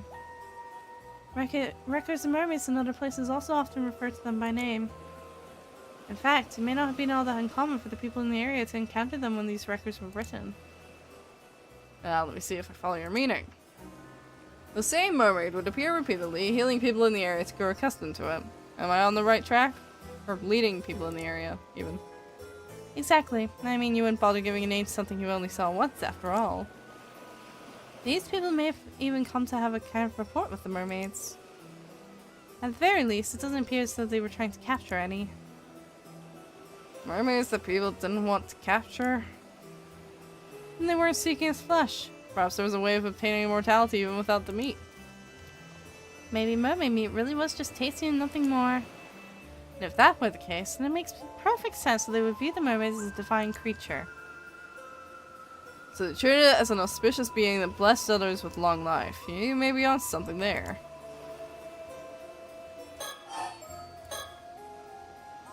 This makes me think that theory you mentioned about how there might be two different kinds of mermaids. Oh, you remembered. And I stand by my theory. There's a fish mermaid, which looks more like an aquatic monster or beastie. And the human mermaid, which resembles a demi-human or nymph. Indeed, that's the simplest way to describe it anyhow. Here's a sun pond. Do you know why I never went to college? Because I already have 1,000,000 degrees. God, that's terrible. Assuming the mermaid in question had a name, formed relationships with humans and granted longevity, it stands to reason it was of the human mermaid variety. You have a point. The mermaids we've encountered thus far have all been caught in nets that appear to be more like fish mermaids. It seems more likely then that the mermaids who grant longevity are actually these human mermaids. Interesting. That in turn would suggest... My word, could this mean that one could become immortal without eating their flesh? I'm not sure. There are countless legends that reference the need to consume their flesh. But I can't help but feel like there's more to it. Tell me, I don't have any off the top of my head, man. My life. I don't know. I don't have any funny. What's the one Shatter always like sees? What do you call a pile of cats? A mountain. That's what Shatter likes. He likes to use that one a lot. If human mermaids are capable of communicating with us, I'd really like to speak to one. Agreed.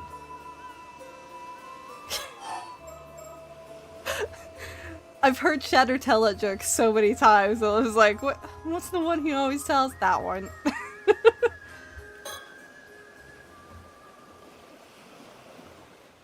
Now, speaking of which, this is entirely unrelated, but there's something I've been wondering. Do you mind? What? Our conversation was just getting good. Protest all you like, but I shall ask anyway. On our way here, I noticed there's something adorning the entrances to everyone's houses. What was that? Oh, right. Those are Somin Shorai talismans. Somin Shorai? Yes, although in most of Japan, they're usually only hung up around the New Year, but here in the Ise Tokushima region, they're traditionally left up all year long.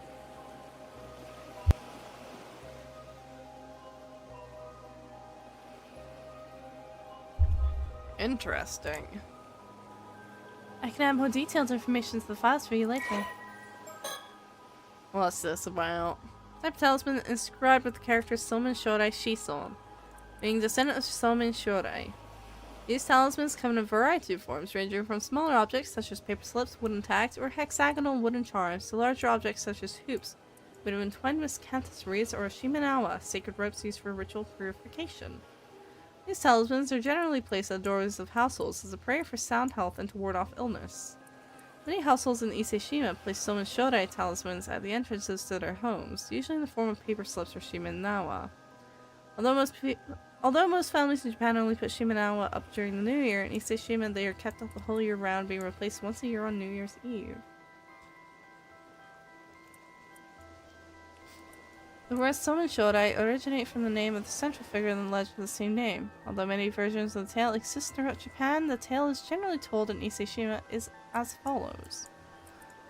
On New Year's Eve, the deity Gozo Tenno set out to court the princess Ryugu. However, when night fell, he found that none of the nearby inns had a spare room to offer him, and so he turned to two brothers who lived by the sea for hospitality. The wealthy younger brother, Kotan Shodai, turned him away despite having the means to accommodate him. The elder brother, Somen Shodai, welcomed Gozo Tenno into his home, even though he lived in poverty. Pleased by the simple yet heartfelt reception he had received, Gozo Tenno rewarded this hospitality by sparing only Somen Shodai from a plague that ravaged the area the next year. Ever since, it is said that hanging a wreath of miscanthus reeds and a charm declaring oneself to be a descendant of Somen Shodai from one's waist will offer protection from plagues and illness. This tradition has survived to the present day, where such charms are now used as talismans for good health and well-being. That's interesting. That reminds me of the in Christian mythology, I guess. There's the 7 plagues, I think. And like people were told like, hey, if you want to be spared, you have to smear like pig's blood above your doorway, and that will tell me that you're to be spared. It's kind of similar sounding. Also, I just kind of had the thought of like why I like these games so much. So the way the exposition happens reminds me a lot of if you guys have ever played Zero Escape, it reminds me a lot of Uchikoshi's way of doing exposition. It's Capricorn's blood. No. Like, in the sense that, like, if you guys have ever played an Uchikoshi game, you know exactly what I mean by Uchikoshi exposition, where he's definitely gone on, like, a big ol' Wikipedia dive and he wants to put as much of what he learned into his games. But, like, it seems a bit more related in these games where, like, the characters, at least, it makes sense for them to talk about this. Like, she's really, like, an occult specialist. This is, like, her thing. So it makes sense she'd be knowledgeable about sort of thing. Ah. What is it? What? What is it? Now you're making me antsy.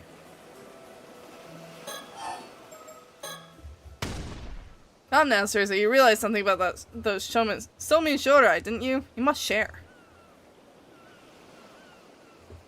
No, nothing like that. It just made me think about how close this area is to the eternal world. Is it? What does that mean? You'd already know this from the files, but regarding the Somen Shodai, its origin goes back to a legend about the deity Gozo Tenno, who was courting the princess of Ryugu. Ryugu, you say? That's right. Ryugu is close to this place. In other words, that place is very close to the eternal world. Yes, and furthermore, Gozo Tenno was also the guardian deity of the Gion Shoja temple. The very same Gion Shoja who gets mentioned in our good old friend, the Tale of Heike. So it is! What was it again? From the bells of Gion Shoja echoes out the impermanence of all things, right? Sounds so cool that even I memorized it. I haven't got a clue what it means, though. Yes, that's the one. As for its meaning, you can look it up yourself. Fine, fine. So what you're saying is, you just tell me to look it up? Ise-shima is a hand with deep ties to both Ryugu and the Heike. And that is exactly why the Somen Shodai tradition is so well established here. Ah, that reminds me. There's something about Ryugu's princess that keeps bothering me as well. She certainly is mysterious, hmm? That reminds me. About Hutamigara. Yaora. Yaora. Dear me, how time flies when listening to your lectures, Circe. The sun has already gone down. I suppose I got carried away. Sorry. Well, if that results in such a lovely view of the sea at night, I'll not complain. You're right, just look at all the stars. Ah.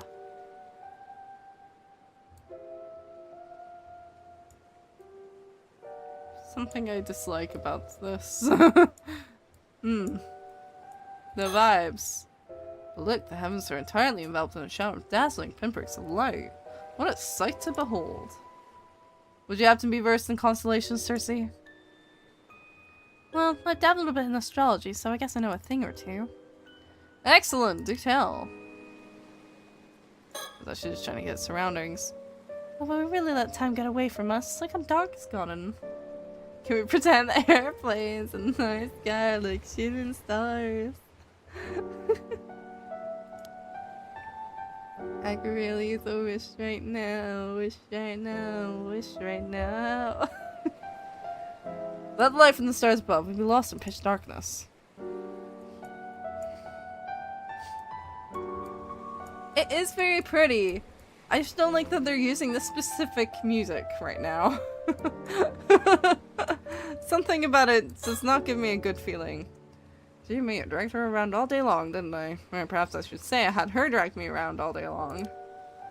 As her guardian for the time being, I suppose I ought to have had us retire earlier. Though Circe herself seems to have limitless reserves of energy. She is 15.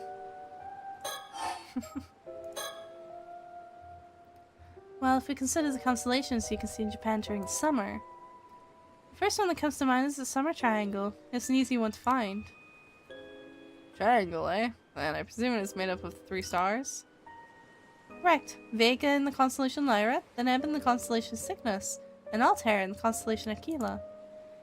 This trio of bright stars can be observed close to the Milky Way in the season. What? I want to see. How do we go about identifying them?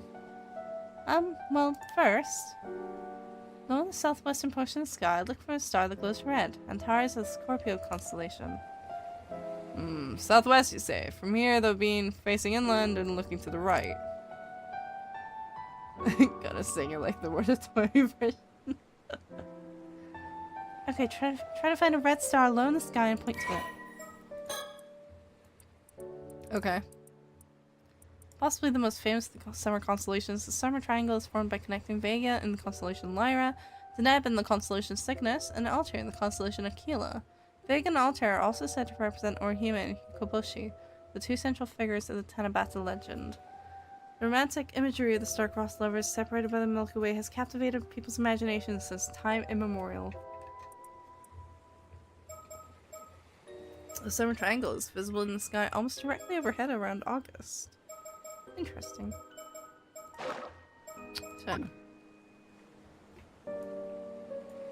So it would be this one.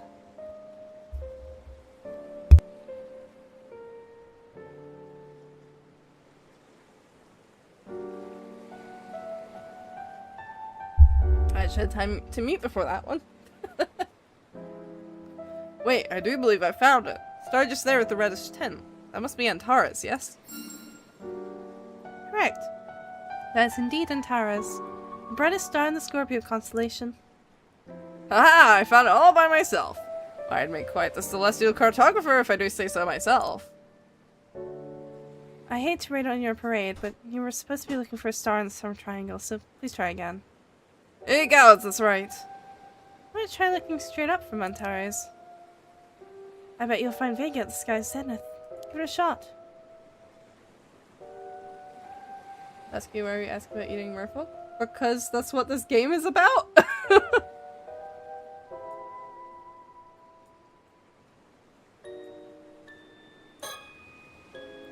Eureka! I've spotted it! We've been spending like half of this game talking about eating mermaids. Oh, that's Altair, one of the 3 stars in the Summer Triangle.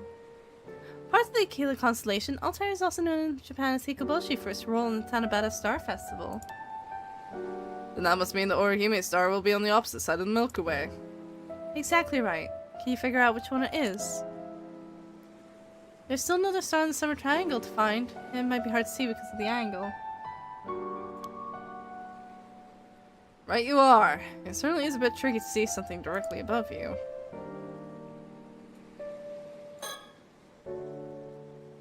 There, that must be it. Bingo. That's Vega, one of the 3 stars in the summer triangle. In Japan, Vega is also called the Orihime Star, and is famous for its connection to the Tanabata Star Festival. Oh, that means I've managed to spot both Orihime and Hikoboshi. It's as if I've drawn the 2 star-crossed lovers together with my own hand. How overjoyed they must be. Yeah, nice work. I didn't expect you to be such a romantic. Ooh, cultural exposition. I mean, that's what both of these games have been about, really. They're very, very focused on cultural exposition. Like, even, in the first game, the 7 mysteries of Honjo are a real thing. Like, all the ones used in the game are, like, completely real mythology from the Hojo, region. I found the real ones by accident and was like, oh, those were completely real. Oh, I see. One of the other stars in the summer triangle is in the same area, so see if you can find it. If my eyes is discerning as I believe it to be, that's the one.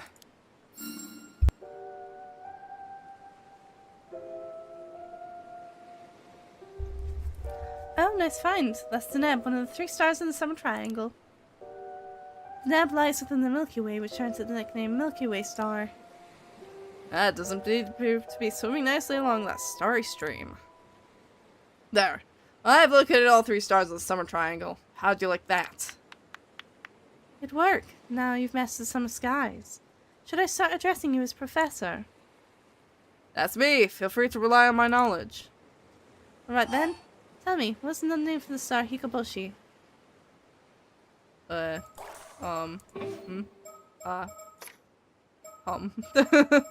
forgot.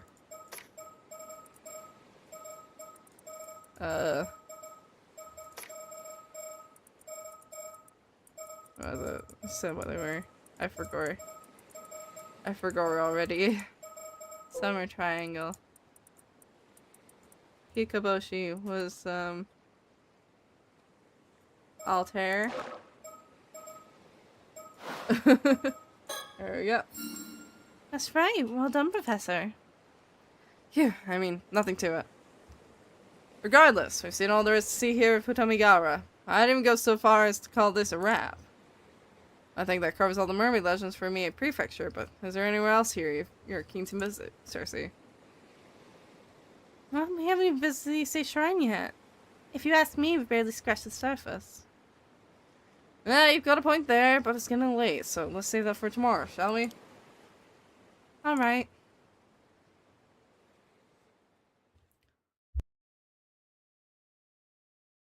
The next day. Mount Sama.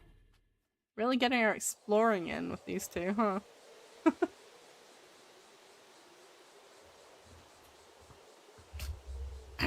Wow, talk about a gorgeous view. It is something, isn't it? This is Mount Sama's observation platform. It overlooks Toba City on one side and Issei City on the other. So that's Toba City over there, eh? And what's Toba got going for it? Well, the first thing that comes to mind when thinking about Toba is Toba Castle, built in the Sengoku period by none other than the pirate daimyo, Lord Kuki, who at one time led the Kuki naval fleet. Oh, that's more exciting than I anticipated. As for the Tobashima area, it's famous for having the highest population of amo divers in Japan. Aha! I knew there'd be something touristy. A fantastic blend of culture and history. Mount Asama. Mount Asama straddles the border between Issei City and Toba City and is also known by its official name of Asamagetake. Part of the Ise-shima National Park was selected as one of the 100 landscapes of Japan, a listing of famous scenic sites gathered from across the country. Kongo Shoji, a temple located on the southern peak of Mount Asama, was built to protect Ise Shrine from the northeast, traditionally regarded as a spiritually vulnerable direction. Perhaps as a result, many worshippers who visit Ise Shrine also make the journey to Kongo Shoji. The observatory at the peak of the mountain offers a sweeping view of Toba City and the many islands that dot Ise Bay.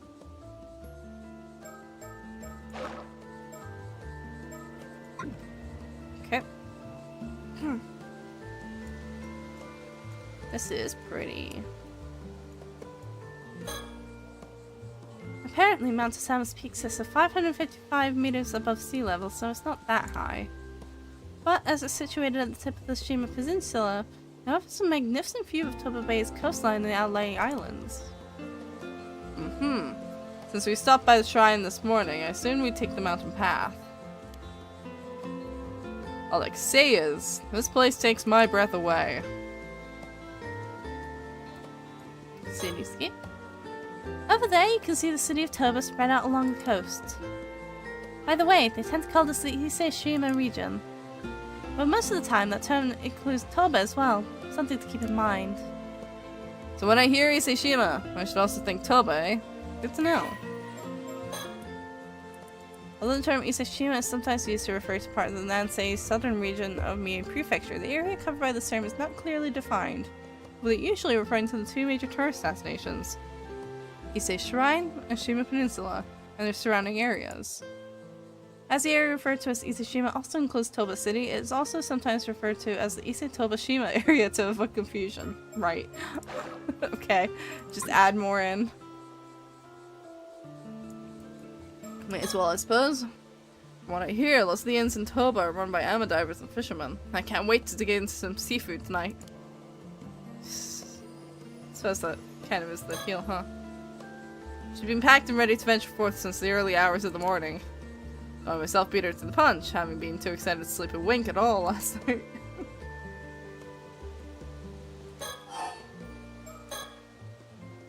First off, you should know that naval troops in the Sengoku period were basically just pirates.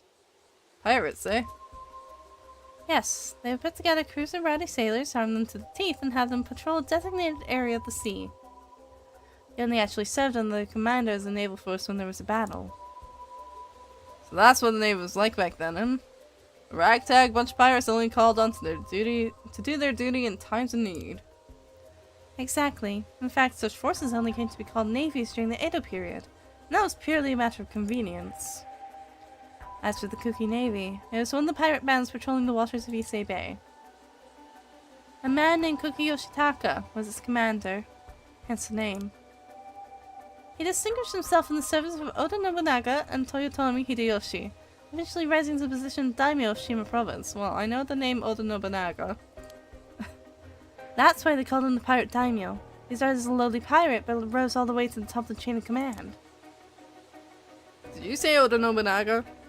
Him, I've heard of. He was the demon king of the demon king of the sixth heaven, no? True, but that's the title he gave himself. Still, a pirate and a daimyo. What an enchanting combination. That may be, but he wasn't blessed where his allies were concerned. It seems he was always butting heads with his relatives. Oh. For one thing, he may have had his nephew Sumitaka assassinated in order to take over the Kuki clan. He also fought on the opposite side to his own son Moritaka in the decisive battle of Sekigahara. I just realized we're in an ad break and I should probably take a very short break just to put Cello to bed. And maybe go to the toilet. So I'll be back in a couple minutes, okay? Probably a good time to do it right now.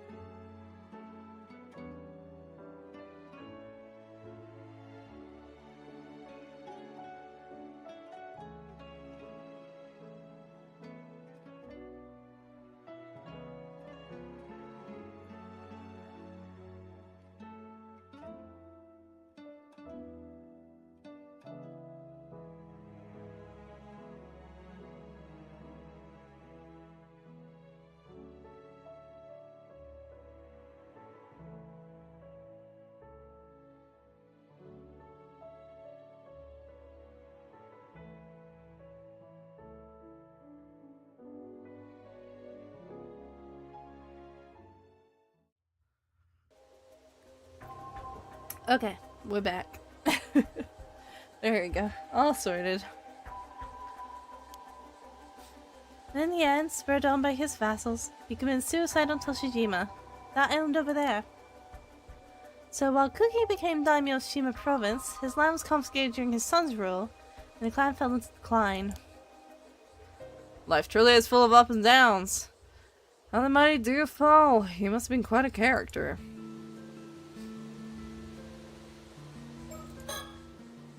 From what I hear, let's the ends. Yeah, okay. That's the same. Nothing's changed. That reminds me, there's another fascinating legend related to the Kuki clan. Oh, do tell. It's about Kuki Yoshitaka's nephew, Sumitaka. He had an extraordinarily beautiful daughter named Princess Hatsune. Hatsune Miku? No. I dare say I know where this is going. Whenever legend starts with a beautiful daughter, it inevitably ends with trouble. You're not wrong there. Princess Hatsune was so beautiful that she saw no end of suitors, and her father sought to marry her off to achieve his political ends. But the princess already had a lover, so she fought against her father's plans, and even ran away several times only to be brought home. I knew it. Alas, that's what life was like for the daughters of powerful figures in those days. Well, Princess Hatsune lamented her fate. Must I be cursed with such misfortune merely for my beauty? And she didn't stop there. May no beautiful daughter be born to this land again. Such was the curse she left behind, before throwing herself down a well. And so ends the legend. Not what I'd call a happy ending. The princess may have had good intentions, but I'm sure no one else felt she was doing them any favors. Good intentions? That isn't how I interpreted it. Well, what's your take on the story, then? When authority figures try to force other people's hands, they bring these things upon themselves. It's just asking to get cursed. Fair enough. I see your point. Still, the princess did take it a bit far. To me, though, it almost feels like that part was tacked on later. As if someone thought it would make the story more impactful, and the word of it would travel further if the princess killed herself at the end. Oh, you're right. That would change the story completely. But there is something else that interests me more. The Sumitaka became head of the Kuki clan in 1560, but he was so young that Yoshitaka had to be appointed as his guardian. His exact age at the time isn't known, but the common belief is that he was about 8 years old. Nothing unusual there. Premature inheritances were a common occurrence in those days. But consider this. When Sumitaka died 24 years later, in 1584, he would have been 32 years old. Yes? Even if we suppose that Princess Hatsune was 15, their ages don't quite add up, do they? Well, I don't know. It depends if he had her at, like, 16. You know? So if he had her at, like, 16 or 17, and then she was, like, 15 or 16, that would add up. It would be terribly out there for that age. For, like, that time. Age differences weren't so much a point of contention back then, but even so, that is a bit odd. Which begs the question, did Princess Hatsune really exist to begin with? And if she did, was she really Sumitaka's daughter?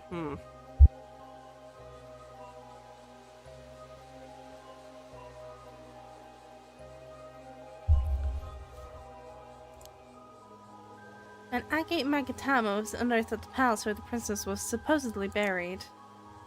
That could easily have been planted there to lend credibility to the tale. Well, once you start doubting, it's hard not to see lies everywhere. True, and the pursuit of the unknown starts with belief, doesn't it? Well said. A certain occult researcher taught me that one. You don't say. I don't know, I mean, I don't think those ages are completely ridiculous considering the time period. I don't know. It wasn't exactly uncommon to have kids really, really early, right? I don't think that's that ridiculous, but whatever. The Cookie clan, the pirates who became feudal lords. During the Sengoku period, Shima province was home to a number of local clans, among which the Cookie clan was just one of many pirate clans operating in Ise Bay. However, things changed when Cookie Yoshitaka correctly read the changing tides and allied himself first with Oda Nobunaga and then Toyotomi Hideyoshi, both powerful figures of the era.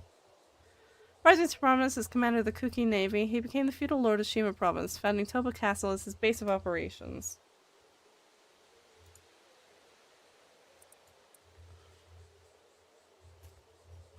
The Cookie clan, I know.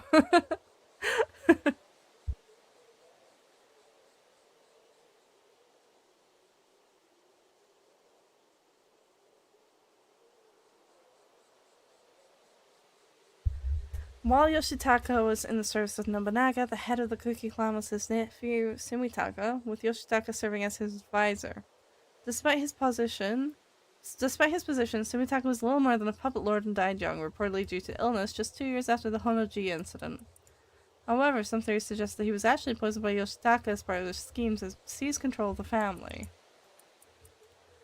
Cookie Sumitaka's daughter, Princess Hatsune, was said to have been a woman of great beauty. Sumitaka planned to marry her off as part of a political marriage, however, Princess Hatsune refused, saying that she had already promised her future to someone else.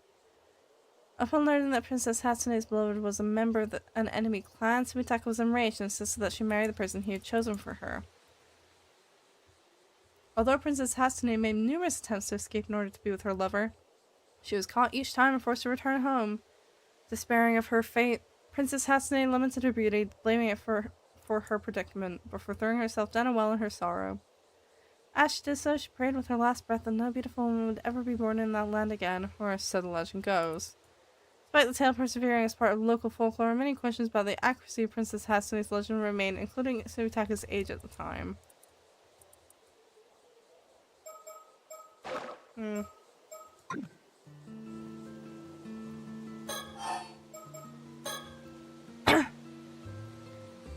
Oh, I just realized something.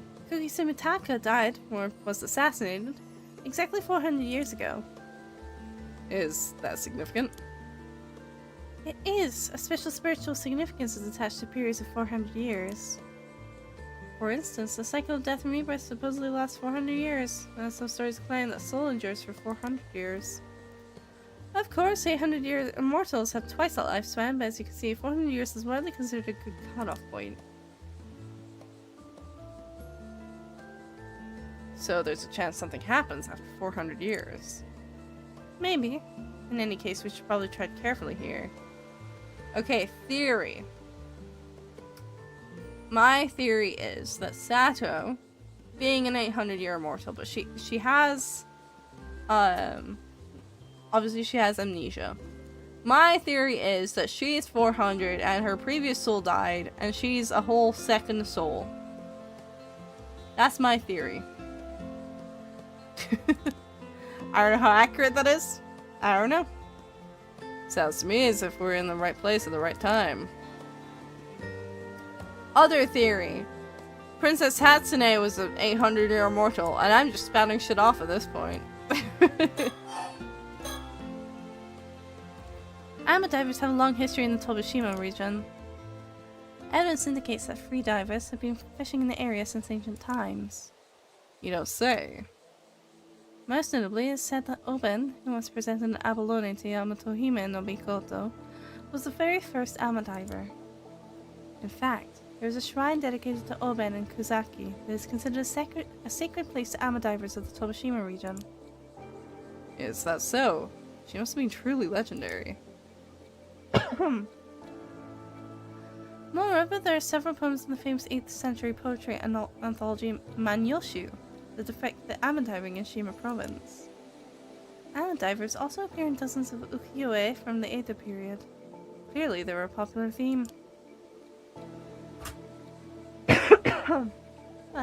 Tickly throat. It's quite incredible to think that their method of fishing has not only endured for so long, but has been recorded in such exquisite detail. There is another point worth noting. Amadivers have long been likened to mermaids for their skill and grace. You could even argue that the Amadiver culture that is so deeply rooted in this place is interwoven with the region's mermaid legends. Ah, yes, there is a theory that the mermaids of Issei Bay were simply ama divers. It does seem likely there's a connection between the two. I wouldn't be surprised if they were the originators of the legend. Perhaps, but I'd be beyond disappointed if that's all there is to it. Oh, right.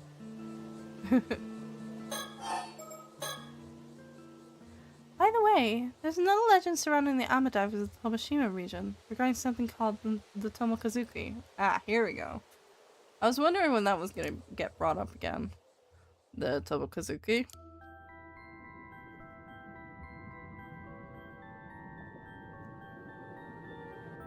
It is believed that an ama diver may encounter a copy of herself underwater, and will then offer her an abalone. If she accepts, the Tomokazuki doppelganger will drag her to the bottom of the sea, never to be seen again. Ah, Cersei, please, don't spring scary stories on me out of nowhere. That's why the ama divers of this area wear the Seiman and Doman symbols on them while they dive. It's a tradition that has continued right up to the present day. There must be some reason for it beyond pure superstition. Interesting. They're like trying to maintain their voices to some degree, even though I'm kind of struggling. On another note, the ama divers of the Tomoshima region possess such exceptional diving skills that in addition to fishing, they also saved people from drowning and fetched objects that sunk to the seafloor right up until the Meiji era. Well, it sounds like they were true diving professionals. Exactly. In fact, after the Heike were defeated, Dan no Ura and were lost beneath the waves. Oh, we're back to the Heike already? I wasn't aware there was a connection. Well, after that fateful battle, did you think they sent to reclaim the legendary sword Kusanagi no Tsurugi from the seafloor? 2 ama divers. Aha! So the lost and found services were being employed even back then, eh? And while they were diving, they came face to face with the vengeful spirits of the drowned Heike. Cersei, please, you're going to give me nightmares. At least, that's what's depicted in the ukiyo-e entitled The Western Sea. The diving woman encountered the Heike in the depths of the water. Well, okay. Such a deep connection to think the Heike were even once depicted with ama divers. They truly are a symbol of the Ise-shima region. Yes, but the setting for that ukiyo-e is Danora, which isn't anywhere near here. Still, it does go to show that ama divers have held a deep connection to the sea for a very long time. And when we're talking about the Tomoshima region, ama divers are always going to be key players. True. If you ask me, they should be brought up before the pirates. Mind you, the Navy had a crucial role to play too. Right, well, as fascinating as all of this has been, Cersei, I'd say it's high time we return to our primary topic of interest here. Oh, and what would that be? Personally, now that we've visited your shrine, I'm more or less satisfied. Tut tut. Cersei, you disappoint me. We didn't come here purely to chase legends, did we? Oh, and here I was hoping we could move on to buying souvenirs next.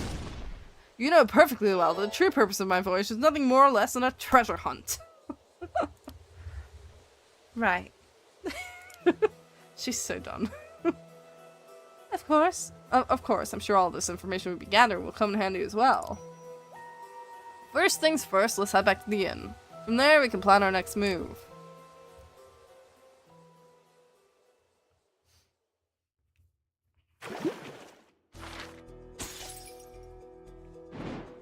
Oh, it's like a whole other thing. Okay. Right. We got it quite a bit happening here. Huh. Okay, continuing on. Might as well just go left or right.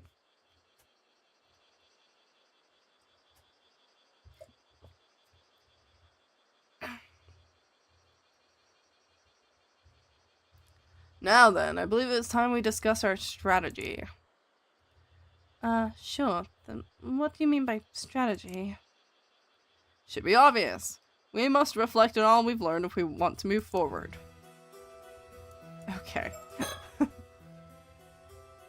Seems to me she knows her fair share of both useful and useless facts. It's time we get down to business, though. Ashtray. A porcelain ashtray that came with the room. Ashtrays like these are found just about anywhere, so one can smoke without any worries. That being said, I've noticed people outside still simply dropping their cigarettes onto the ground. Well, that wasn't a smoker to begin with. Some of the notes I've taken, the information in them is not substantive and likely of no use. I feel like Abby is kind of embodying the, Pepe Silva. Or, what was it? Was it that? From, It's Always Sunny. Kind of doing that whole thing. This sketch of the mermaid mummy that I found in our family storage. Bringing it along would be out of the question, so I said I'll just bring a sketch. Oh, that's right. Someone told Cersei why I'm searching for mermaids. What is this card? What's the business card for? Oh, is this the business card from the guy we met earlier? Pepe Sylvia, yeah. That's what I'm feeling like. Just like looking at this, like, it's a very small version, but it feels like the start of it, you know? It is. We managed to glean some surprisingly good information from that exchange.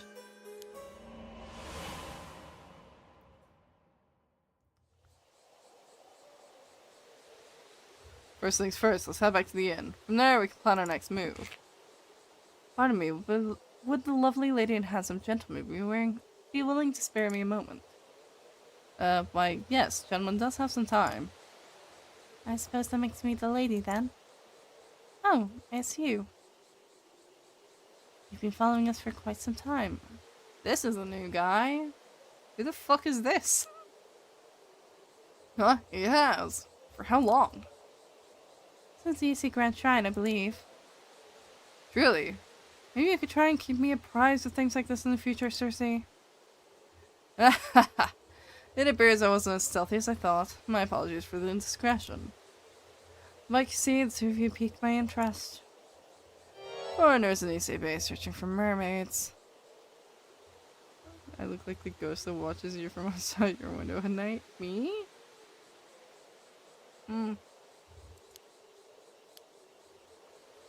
Yeah, you overheard everything? How embarrassing. Abby, honoring won't lessen the embarrassment. But how rude of me. I ought to introduce myself. I'm an event planner here in Issei City. My name is Kipe Ikoma. Oh, fancy business card and everything. What a charming fellow. I swear I've heard that name.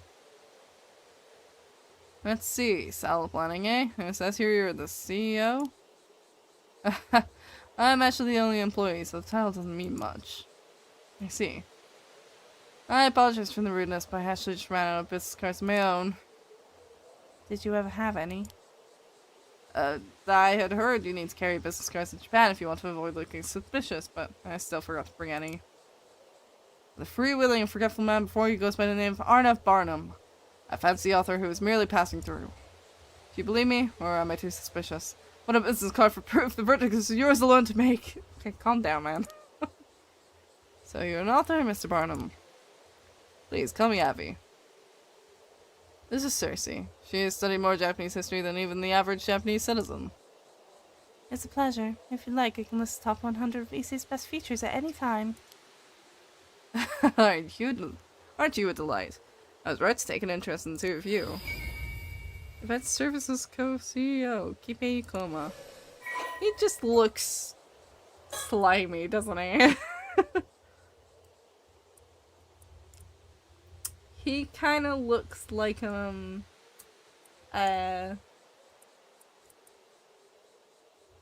looks like a serial killer. I'm gonna be so for real.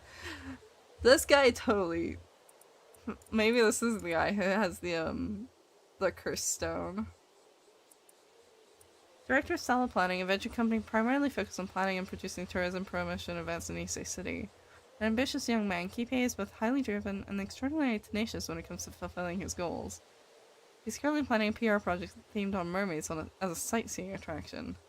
26. Oh god, yeah, I didn't even notice. Oh, that's unfortunate. I'm so sorry, mate. You look so tired. He's got like visible eye bags too. Oh no.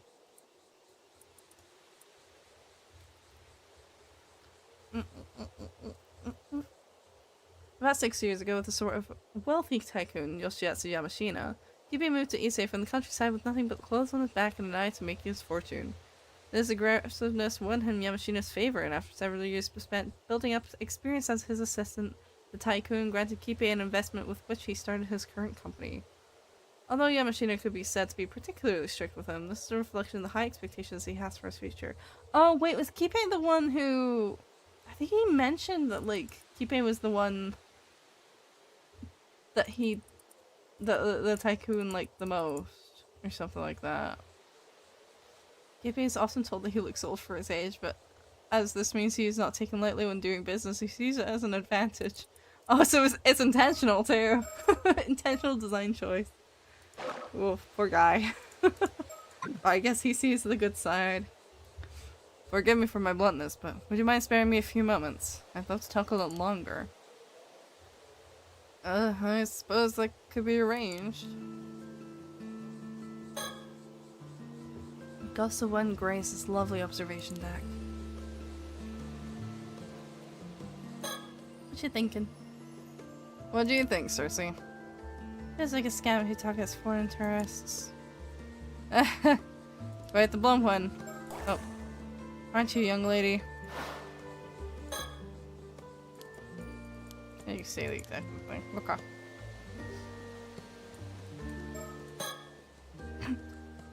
I'm not sure if I should trust him. Entertaining a weirdo might prove to be a pain. That said, it seems he's also interested in mermaids. Perhaps we could get some information out of him. So, this young man is actually CEO. No, I'm not sure if I'd call him young. His gaze has a piercing quality to it, and there is something off about his smile. Everything about him feels older than he looks. The truth is, I'm currently planning a promotional tourism campaign for the Ise-Shima region. And I was thinking of using mermaid legends as the centerpiece of the campaign. Mermaids, huh? I'm sure you are already quite aware of the mermaid legends of Ise Bay, yes? I thought we could hold events and exhibitions centered around such legends to attract tourists. I see, so that's why you were interested in mermaids. Additionally, the Ise-Shima region is also famous for its pearls. I believe mermaids and pearls naturally complement one another. True, there is also the famous legend that a mermaid's tears turn into pearls when they are washed away by the ocean. Oh, such a story would do wonders for driving tourism to the area. Well, I can't say it's not a decent business plan at the very least.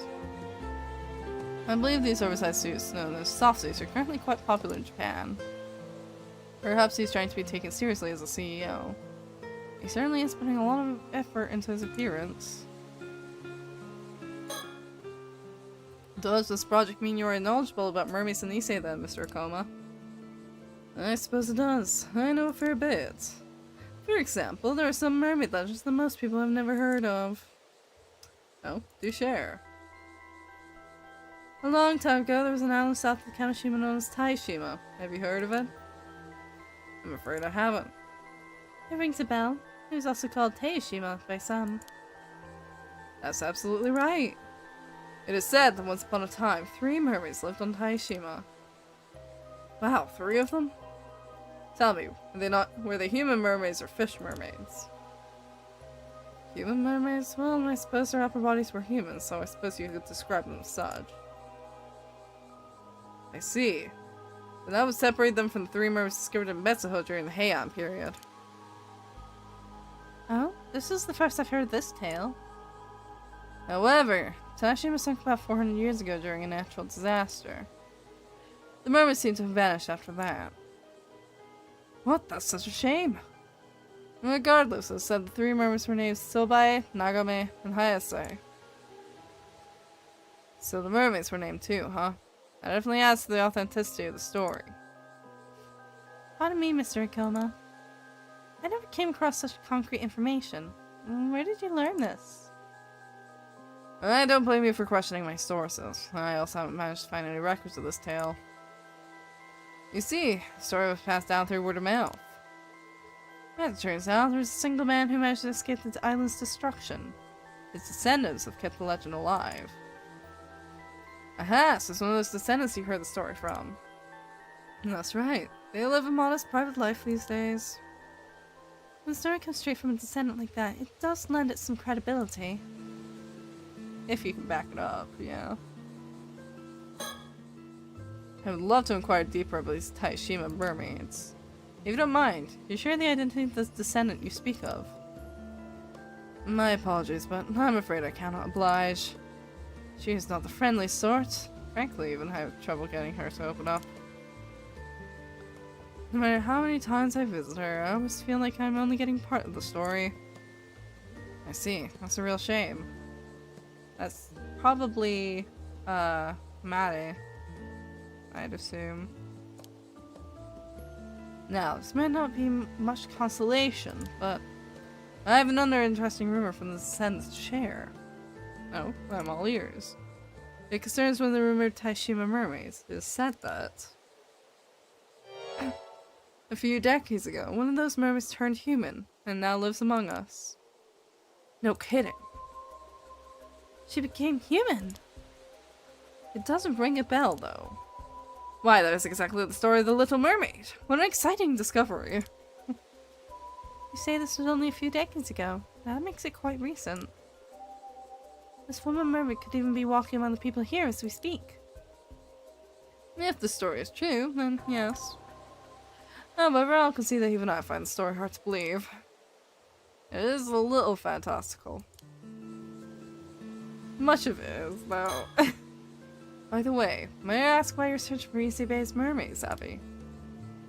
No particular reason. I just thought it'd be fun to wander through some sightseeing areas related to the mermaid folklore, that's all. I see. Well, since you've traveled all the way to Japan to sightsee, I'd love to ask you some questions. Was there anything missing from the areas you visited that you think would have made your trip more enjoyable?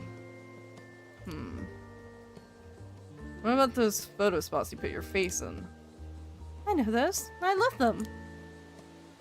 Really? Are they that interesting? They're a Japanese tourism classic. It would be nice to see more of them. Agreed. If I saw one, I would certainly take a photo with it. Oh, and please tell more of those little pendant flags. I can't resist them. I see. I truly appreciate the input, but perhaps things are fine as they are. At least I guess he genuinely does seem to want to improve the tourism, maybe? Should you discover anything new regarding the area's mermaids, please let me know. Understood. We hope you'll do the same for us.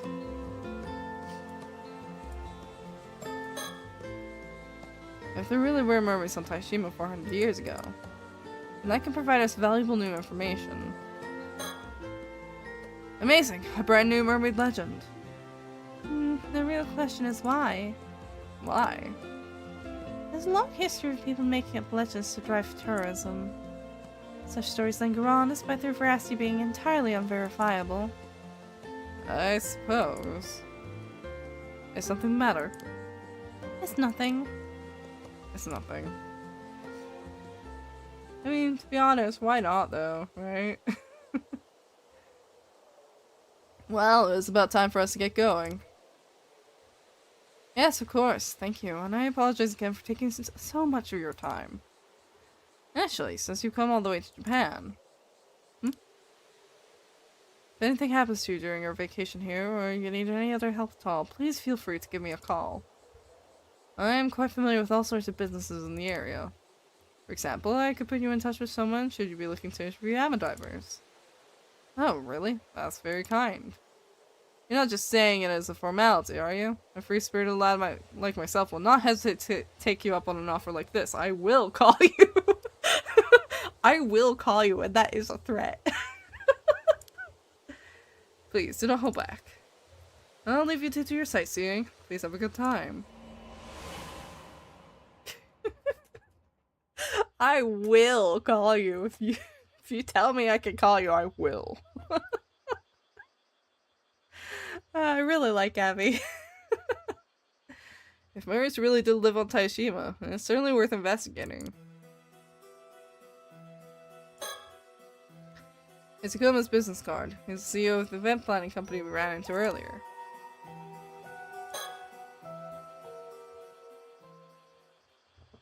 This map looks quite old. Exactly. It is also the precise reason I've come to Mie. Put it simply, this is no ordinary map. This is a mermaid treasure map. A mermaid treasure map? Allow me to explain.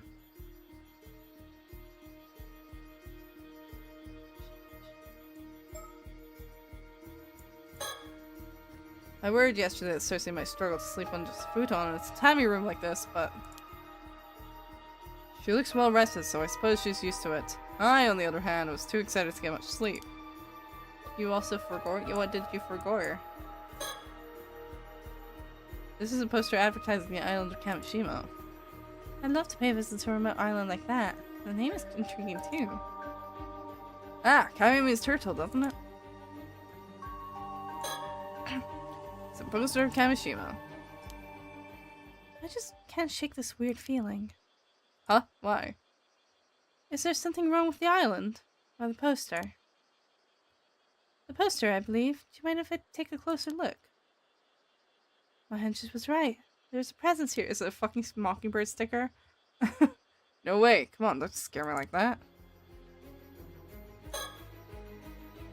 Remove the poster. Yes. Ready? Yes, please proceed. It's gonna be a fucking mockingbird. I'm calling it. It's gonna be a fucking mockingbird. You sure? Because I'll do it. I really will.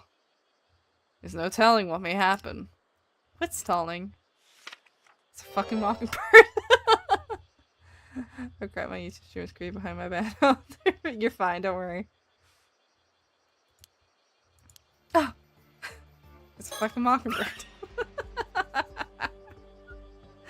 Oh dear.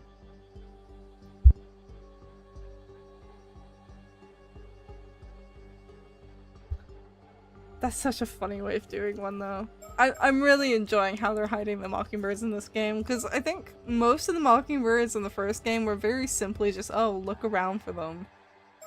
And like, you just find them and there's like a little bit of dialogue and that was it. It's really fun in this game.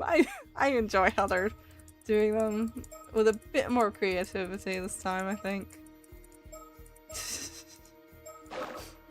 Oh dear. This is Murakumote.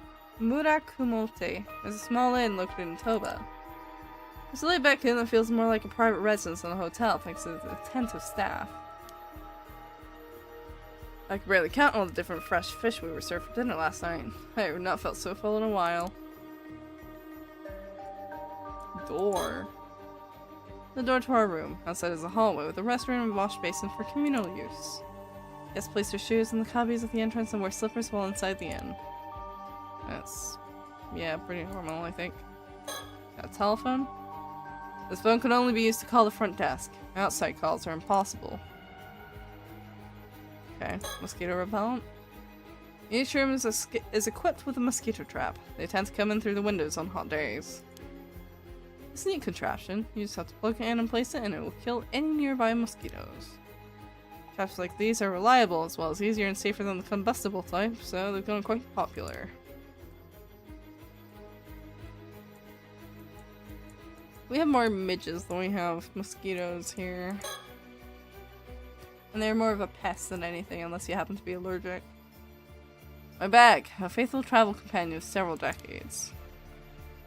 I don't know if anyone like actually goes out of the way to try and trap and kill midges here. To be honest. Extra lights from the room. A lot of attention was paid to create a comfy atmosphere for the guests. Towel hanger? It may resemble an L-shaped dividing screen, but I think it is actually a towel rack. You're close. There's a small clothes rack. I see, so that's what it is. Yes, normally it's used to hang kimonos, but this one is quite small, so I suppose it would work well for towels and other small garments. You're quite knowledgeable.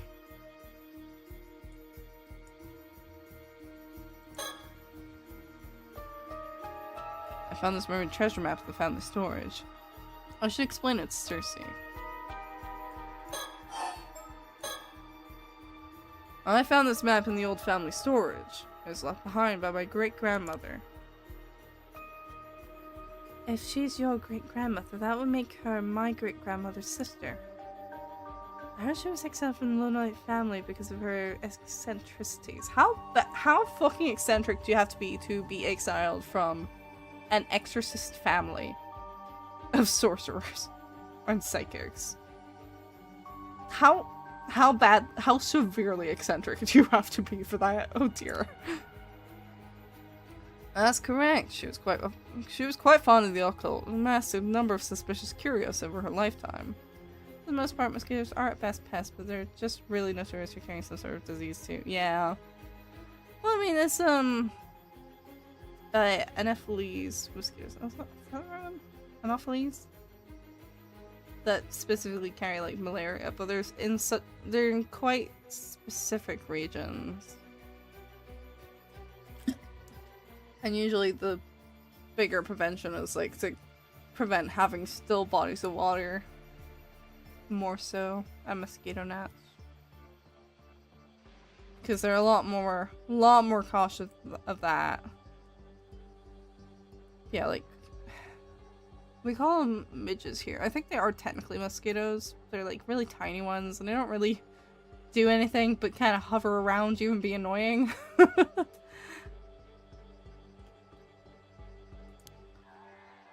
As a child, I loved searching through the storehouse that housed her collection. It was like a treasure hunt of wonders. A demon's tail, a yeti's bone, a book of black magic, Ogopogo's tooth, a piece of a UFO, a crystal skull. I cannot vouch that any of it was authentic, but it was still so exciting to look through. There's no exaggeration when I say that this very storehouse is what led me down the path of becoming a fantasy author. I suppose that is the kind of formative experience an occult writer needs. Just so. I have to thank my great-grandmother. She's the reason I could put food on the table. And among the items in that collection was this. I see. A mermaid mummy. Precisely. They were rather prevalent as sideshows and the like all over the world in the 19th century. Mermaid mummies from Japan were quite popular because of their high quality. A number of them even made their way to Europe. Huh. This one probably made its way to the family storage around that time. It was probably passed from one seller to another until it ended up in my great-grandmother's hands. How are you so sure it was made in Japan? Well, you see, I gave this mummy a thorough investigation. I even took it apart. Sure enough, it was made of wood and paper clay. But, lo and behold, I also found this map inside. Truly, you found the map inside a mummy? Whoever made it all those years ago must have snuck the map inside. I doubt my great-grandmother had the slightest idea it was even in there. That's an incredible discovery. It's simply tantalizing, is it not? There's not a doubt in my mind that will lead to a most thrilling discovery. I mean, depends how long it's been there, really.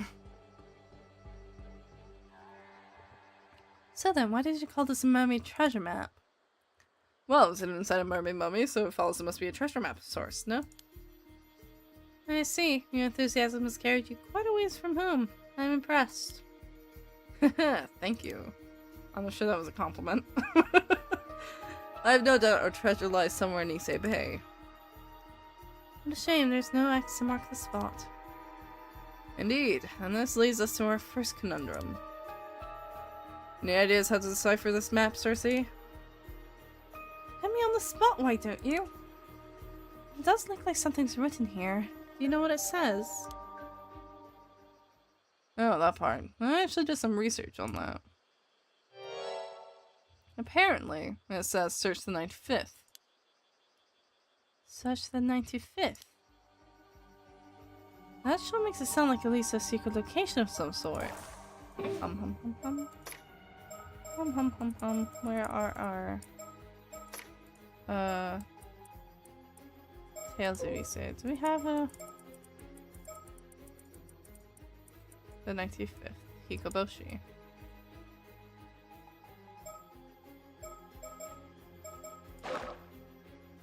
So that sounds like it lines up. Yes, and it must be related to mermaids. Aren't you just itching to find it? You know it. I knew it. I'm counting on you to help me solve the map's riddle. Oh, wait, I just remembered. You said you can douse, no? Can you just douse for the treasure? Then we could skip this whole map and riddle business altogether. I apologize, but that's impossible. Truly, but why? Dowsing is usually used to find waterways, veins of ore, and other such things. Mind dowsing, however, can be used to find people and objects imbued with spiritual power. However, I must be familiar with the spiritual power that I'm looking for. I see. In other words, you wouldn't be able to find treasure you've never seen or heard of. Yes, the distance from which I can detect the source also depends on how strong the spiritual power is. It's not quite the superpower I thought it was. I seem found enough of a diversion. Let's get back to investigating your map.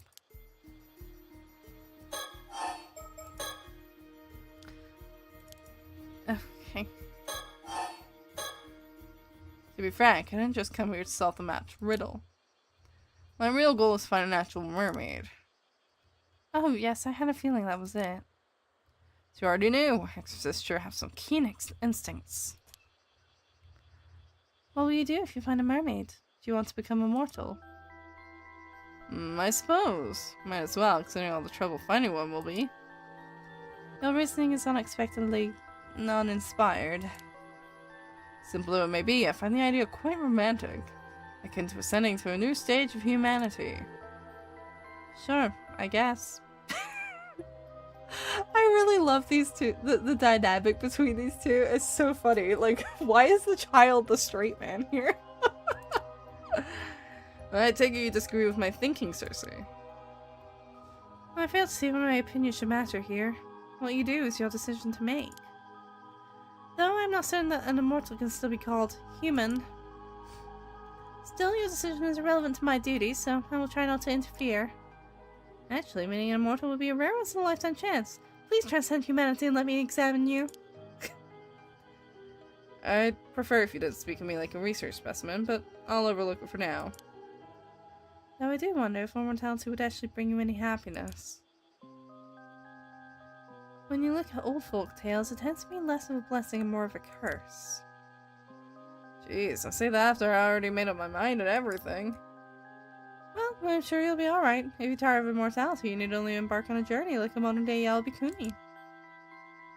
That is one way to look at it. Oh. Though I think the nun part might be an issue.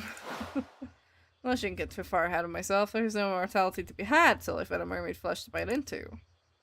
So, let's start there. Understood. I'm also quite interested in finding a mermaid myself.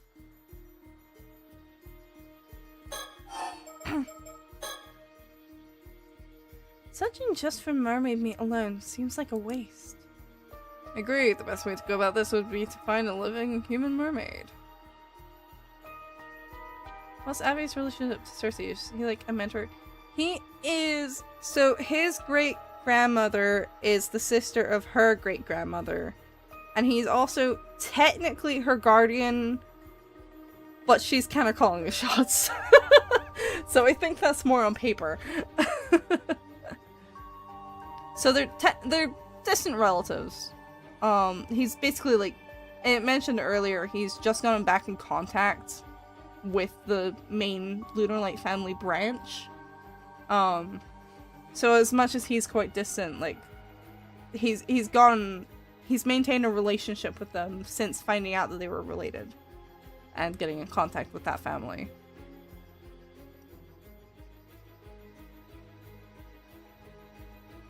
And I have no doubt that this map will lead us to a place that's that's related to mermaids and immortality. I don't know why that said regarded. This is quite exciting. Now this is what I call a true adventure. No matter the era, there's something better than the quest for the unknown.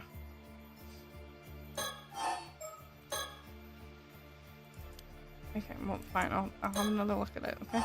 Let's take a good look. Pick it up. Oh? Did you notice something? It looks like something's written on the other side. I see. I knew I must have missed something. How'd you miss that? I should carefully hold the edge when I want to look at the other side.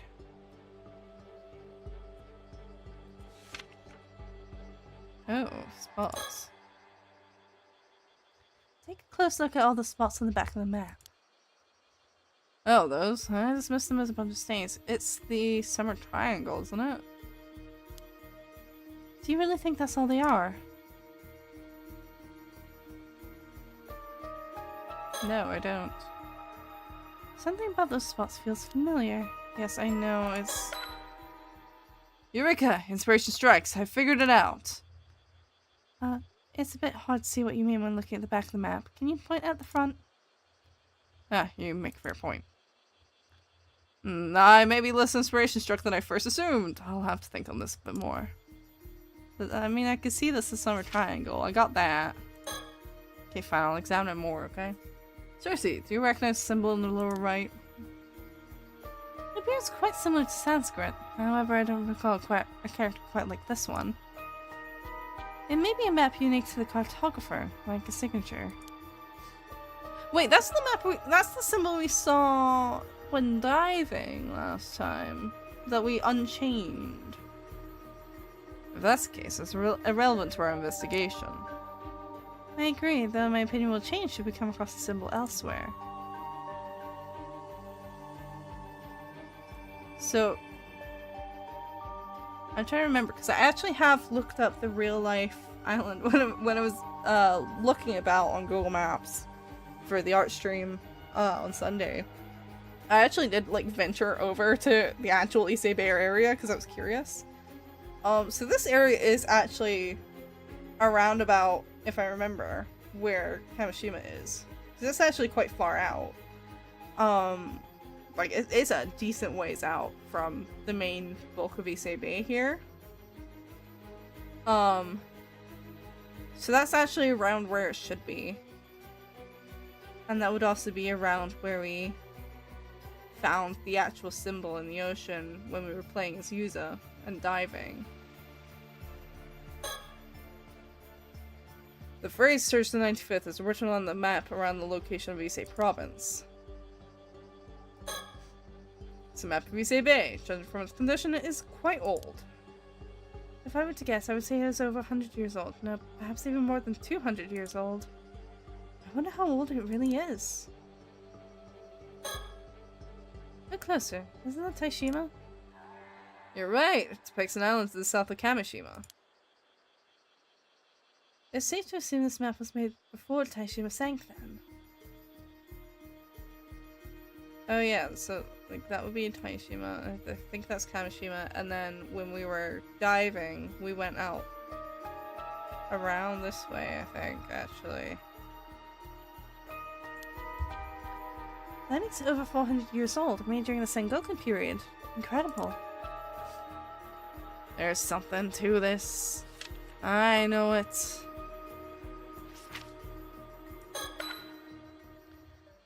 Eureka! Inspiration strikes. I figured it out. Did you? Where's the treasure? So wait.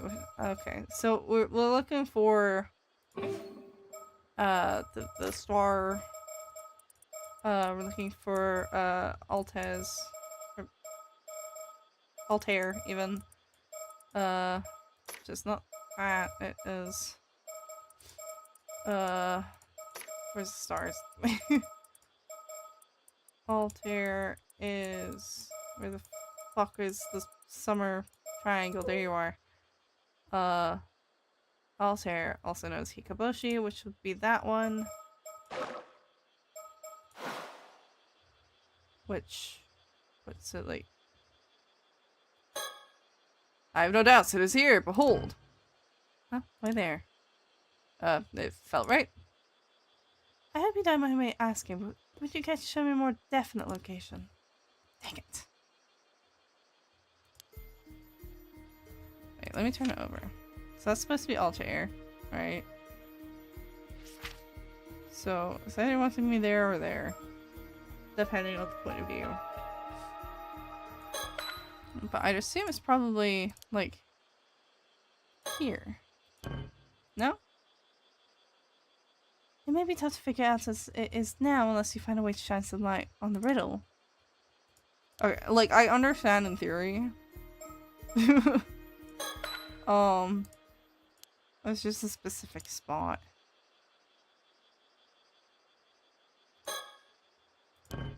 No?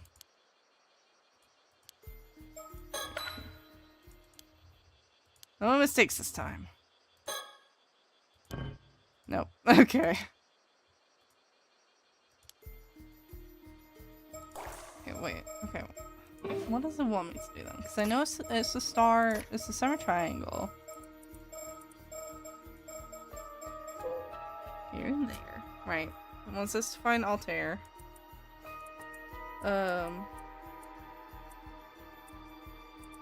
there something else?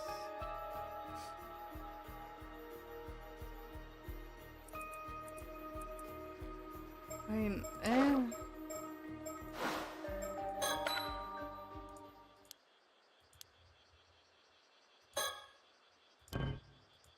who the fuck doesn't want me to point them? I'm so confused on what it actually wants me to point to then. We're looking for Horikoshi. Right? And what?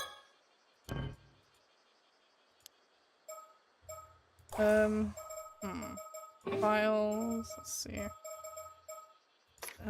Be the Tales of Issa, let's see, wait. Maybe it's a bit more. Hikaboshi. He compares the screen separating them to the Milky Way that separated the two legendary lovers. Moved by his words, the woman removes the screen, allowing them to finally meet face to face. I don't know. I'm not quite sure where it's wanting me to point at.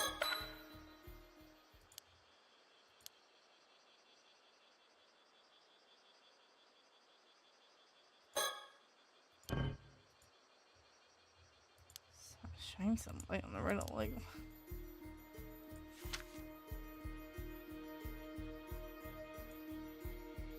Sorry, can I move it? You're back. Welcome back. Oh, okay, right. Maybe I should have actually listened to that.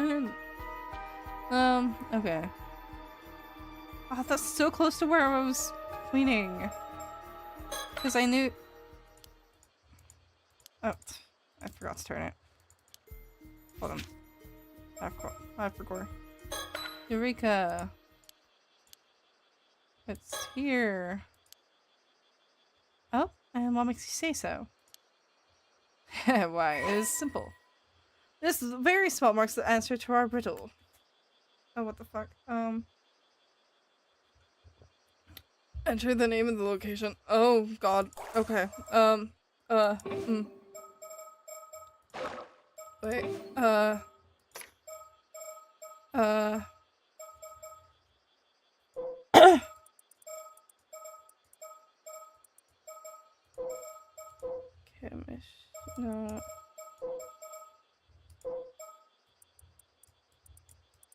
Where did we go? Diving.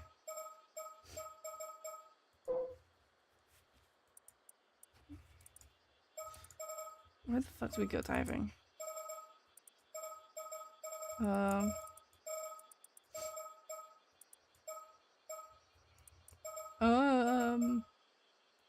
Watch blind forgot to ask the name. This is Paranormasight, the Mermaid's Curse, which is the sequel to Paranormasight, the Seven Mysteries of Honjo.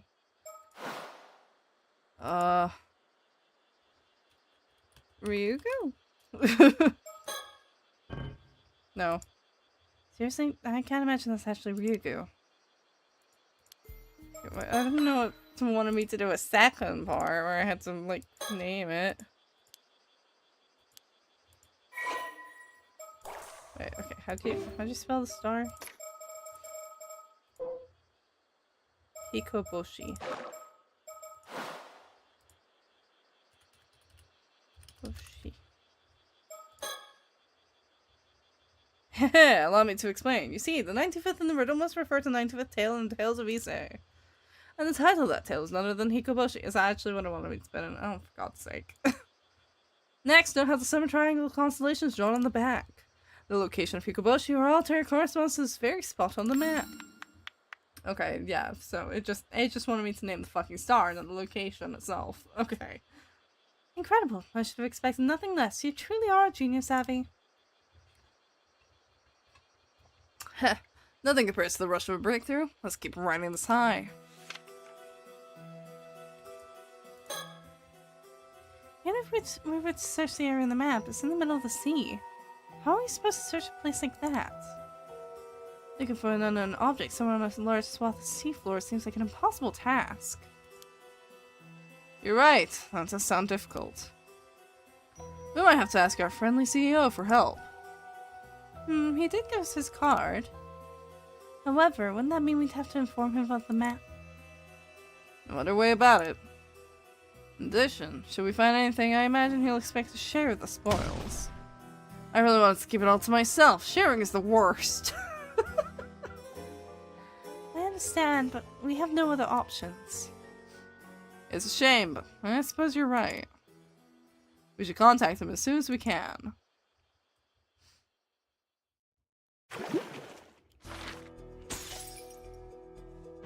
Oh god, okay. Just keeps on lengthening. Oh, okay, so we've got our bad love triangle.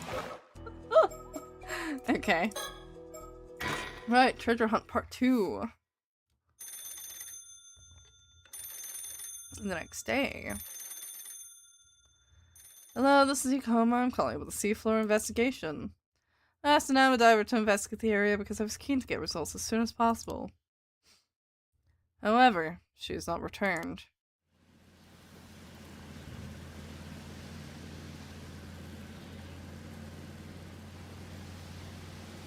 Well, that's great. Well, what the fuck are we gonna do about it? Which is why we're heading out there ourselves to assess the situation. We have nothing else to do after all. So we asked an amateur diver to investigate the seafloor in the area. I guess in a place like this, it would be faster to hire an amateur than a regular diver. At this age, you can still get some amateurs to do contracted dives, huh? It appears she was contracted to investigate for about an hour, at which point she was to return, even if empty-handed. I suppose the intent was just for her to survey the area to start with. You granting out more pride, alright? Ooh. Feel free to show it if you're comfortable with doing so. In the server, that is. Unless you want to like tag me on a community post on YouTube. However, several hours passed with no word from the diver. I can see why Yukoma is worried. We'll start by checking out the location. We can request a police search after if need be. Seriously, do you have a bad feeling about this? I do. Ever since we first heard about this. I see. There's a strong negative spirit energy in the air that has only intensified as we approach the spot. Something happened there. The diver didn't make it back. Is it safe for us to go? I have a talisman that repels evil, and it should be fine. Well, if you say so. Worst comes to worst, we'll reunite in the afterlife. Understood. Leave it to me. She's way too casual. If you were doing a tour, well, welcome back. There's something there. That must be the amateur diver's boat. There doesn't appear to be anyone around. How unsettling. You're right. There's something terrible here. Is it really that bad? It is. I can tell even from this distance. It's coming from the bucket. Better make art, I'm watching the streams and doing laundry, bro. I mean, hey. Keeping you company, get your chores done, and then you can do the fun stuff. It's saturated with sinister spiritual energy. There's some real powerful curse inside. Inside the bucket? Does that mean the amateur diver found something on the seafloor and brought it up to the surface? And perhaps succumbed to the curse while trying to get it out. Yes, unfortunately. As we cannot say for certain what misfortune this curse may call forth, I need you to remain cautious. Can you spell curses, Circe? It depends on the curse itself, but I believe I may be able to handle one of this caliber. That's a relief. Is it really safe for us to approach that boat, though? Yes, it's fine. For me, at least. Understood. If anything happens to me, then I'll leave the rest to you. They're both way too casual about it. I mean, I know Circe is because this is like her field of expertise. But... Oh my, there's a small metal box in the bucket. This has to be the source. Can we take it? Yes, provided I can overpower the malice it's engulfed in. Ha! That was it. It should be safe to touch now. I'll leave that part to you. No problem. It's pretty heavy. What do you think this box is exactly? Pure tungsten. It's a pure tungsten cube. I'm sure of it.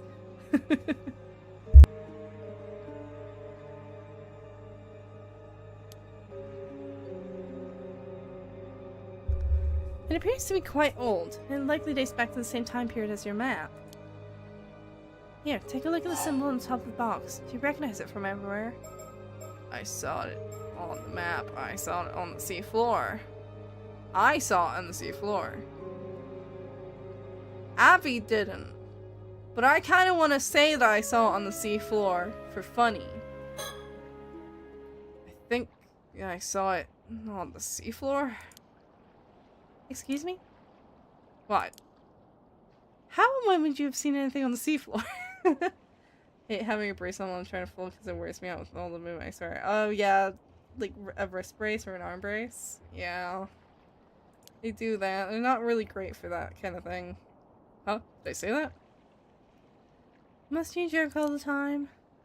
This symbol matches the one we found on the map. Oh, you're right. It's identical. It's thus fair to say that the map was leading us toward this exact box. That only makes its identity all the more intriguing. Cube. There's some strange lines on the side. Perhaps it is some sort of pattern. It appears to open from the top, but it's not budging at all. It would take quite a lot of strength to force it open. If I fracture my wrist. Ah. Yeah, that wouldn't help. I believe this box is being sealed with powerful spiritual energy. It was probably sealed by a skilled sorcerer a long time ago. I doubt it will open by any normal means. I can feel something shifting whenever I turn it. There must be some kind of a mechanism inside. And I suppose you want to align the box with the spiritual energy of this place. In English, please. It is likely that the mechanism for unlocking the box is activated by orienting the box in the right directions in the right order. I see, so I have to figure out where to point it. Leave it to me. Okay. Think. I'm not sure I really understand it, but I'll take out the box anyway. If I need any help, I can always ask Circe. Take a look at the map. It's definitely the spot indicated by the map. Now then, how to open this metal box? I should investigate the box and rotate it so I can get a good look at all four sides. Okay. That looks like that side. Like that looks like that little dip here. Gotta go again, but then again, I'll see you later, lead shepherd. See you later! I hope your wrist is better soon, and that you can get all your chores done. Okay.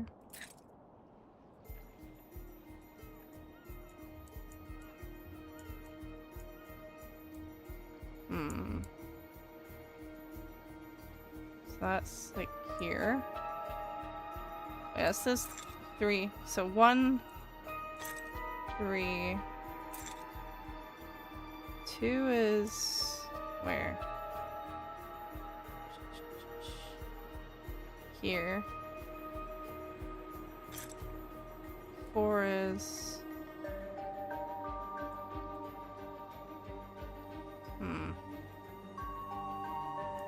Well, okay, is that... Taishima doesn't exist anymore, but I think that's Kamishima there.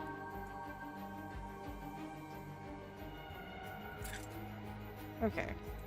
I think I get it. But I'm not sure how I'm supposed to activate it.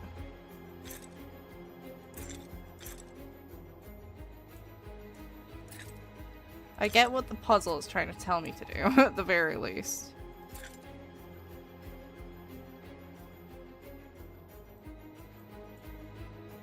How do I actually, like, point it, though? So... like, 1...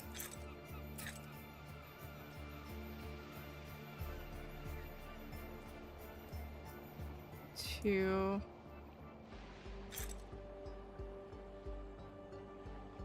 3... Oh. And then 4. Okay. What am I doing now? I won. Okay. I get it. I get it. How do I put it? It's possible this area keeps getting the box open, so we should try to figure it out before leaving. Got it. Okay, but I don't know what it wants me to actually do. Wait. If I look at the map. Okay, that's not really all that helpful. The boat the Alma diver who found the metal box, there's not a trace of life left on it. According to Ikoma, the Alma diver went to investigate alone without a companion to mind the boat. I swallowed my fear and tugged on the rope early on the off chance that she was still down there somewhere. I pulled up the whole length of rope, but no one was tied to it. Huh.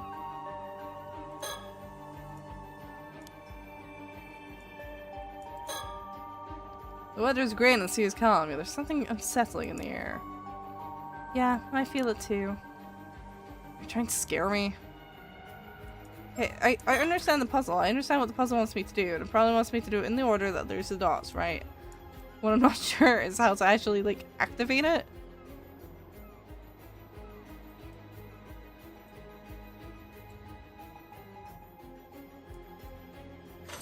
Oh, I just actually line it up. Okay, I have to perfectly line it up. Oh, I felt something move inside the box. I must be on the right track. Nice, keep at it. Okay, so then 2 is our island over here. There we go. Alright, I'm on fire. That's 2. 3 is... oh wait, it's over here. Even. It's here. I found it. Good job. Just one left.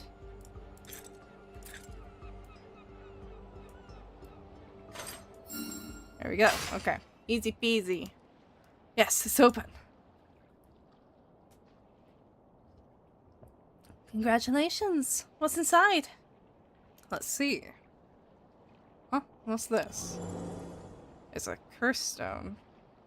Some kind of small wooden carving. Oh? Curse stone acquired. Curse of the Forsaken Fish. Oh, hey! It's been a while since we've summoned a curse stone, huh? Whoa, something came out. Hanks! Hanks, what is this? Make it stop! Oh no, it hurts. A deep and painful, resentful memory has invaded my mind. Drift forever, ill-doers, be as fish, perish. You acquire the curse of the Forsaken Fish curse stone. You can use it to turn people into fish and kill them when they are submerged in the water of Ise Bay. It can even be used at a distance, provided the target meets the requirements. Press the use curse button when you wish to use the curse. Hi, Fira! Great time to pop in! I think that's actually the first time we've actually obtained a curse stone in this game. I'm surprised it took this long. Of course, born from the final memories of Hayase, a mermaid brutally tortured to death by humans on Taishima around 400 years ago. Well, that answers one of our questions, huh? The curse has the power to kill any human submerged in the waters of Ise Bay by gradually turning them into a fish starting from their feet. However, the excruciating pain suffered during the transformation often results in them dying before the metamorphosis is complete. The bodies of those who succumb to the curse decay almost instantly, shriveling up into desiccated fibrous masses. The curse can also be triggered remotely, provided that the curse bearer knows their victim's exact location. Mermaids inherently possess the ability to turn humans into fish at will. The curse of the Forsaken Fish is the result of that ability being turned into a conditional curse and sealed within a curse stone. So Hayase is dead. Good to know. Good to know.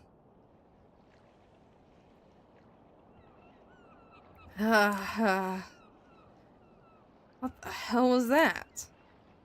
I'm not certain. But I believe we may have just acquired a curse tool known as the Curse Stone. However, they are rarely possessed by such powerful curse echoes. How lucky! Good for you! If you're truly congratulating me, then I'll happily celebrate with you, but can I ask you something first? Of course. Am I cursed? Am I going to die? I wouldn't say you were cursed, per se. There was a similar case in Tokyo last year. Hold on for a minute, I cannot think straight. This is far too overwhelming. An incredible amount of information flooded my mind just now. I need a moment to settle before I can take in anything else.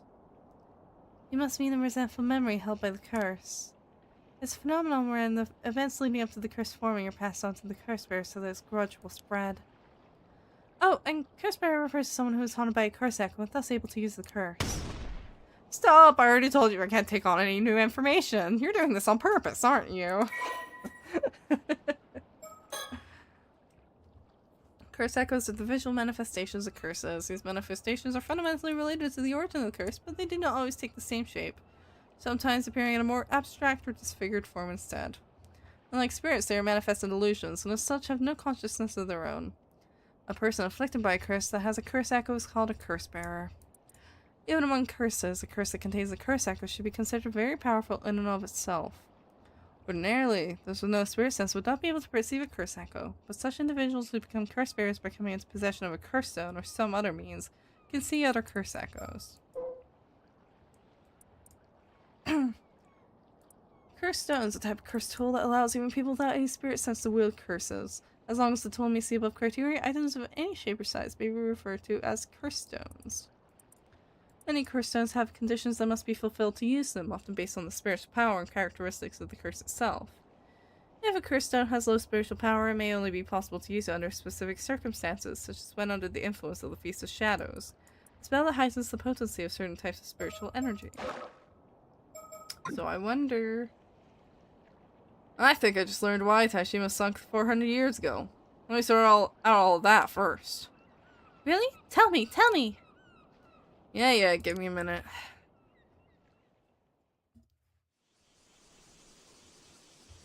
I mean, I suppose it technically works. It gives us information about a mermaid. For real, for real. Thank you for investigating the situation for me. I was involved in an accident many years ago, so I can't bring myself to go out to sea anymore. You've been a tremendous help. Wait, was he? Might he have been involved in the storm 5 years back? Oh, I'm sorry to hear that.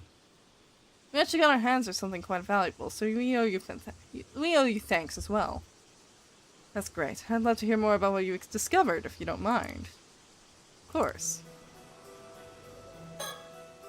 We're currently at the mouth of Kama River. There's a residential area further upstream.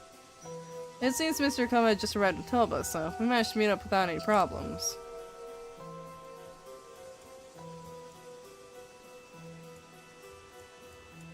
Ah, it's like a little... I see. Okay. Will you believe us if we suddenly start talking about curses? Can we just not bring it up? You think you can explain it all without bringing them up? Well, we'll see how far we get.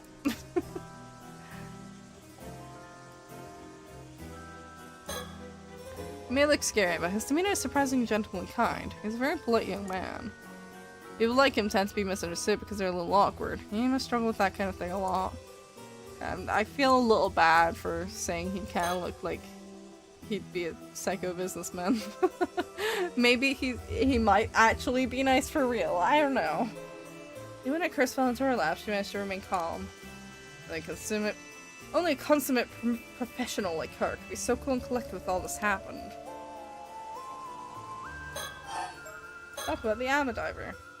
The diver I hired to perform the search was an Ama Diver living in Toba City by the name of Tamikasuma.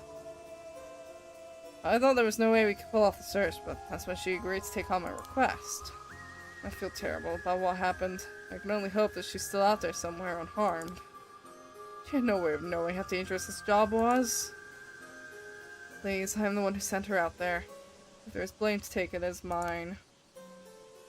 Still, what exactly happened out there? About that. Let's start with this metal box the Ama Diver found. Please do. It appears Masuma decided to take on my commission alone and set out to sea by herself. Perhaps things would have ended differently if there had been a boatman with her. Perhaps, yes. Okay, we're not gonna get any further with that right now. So, basically, this is the wooden carving we found inside the metal box. I see. So your map indicated the location of this wooden carving? We believe so. The question is why? Why go all the way to not just hide it, but to conceal the map in a mermaid mummy? How very intriguing. I suppose a carving like that would have had some value back in the day, but to go through all the effort to preserve it like this... I believe what was preserved was not the carving itself, but the mermaid's memory that was stored inside the curse. Dun dun dun!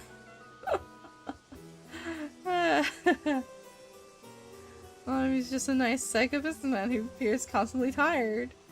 He might just have a resting bitch face, to be perfectly honest. He seems fairly nice. Like, actually?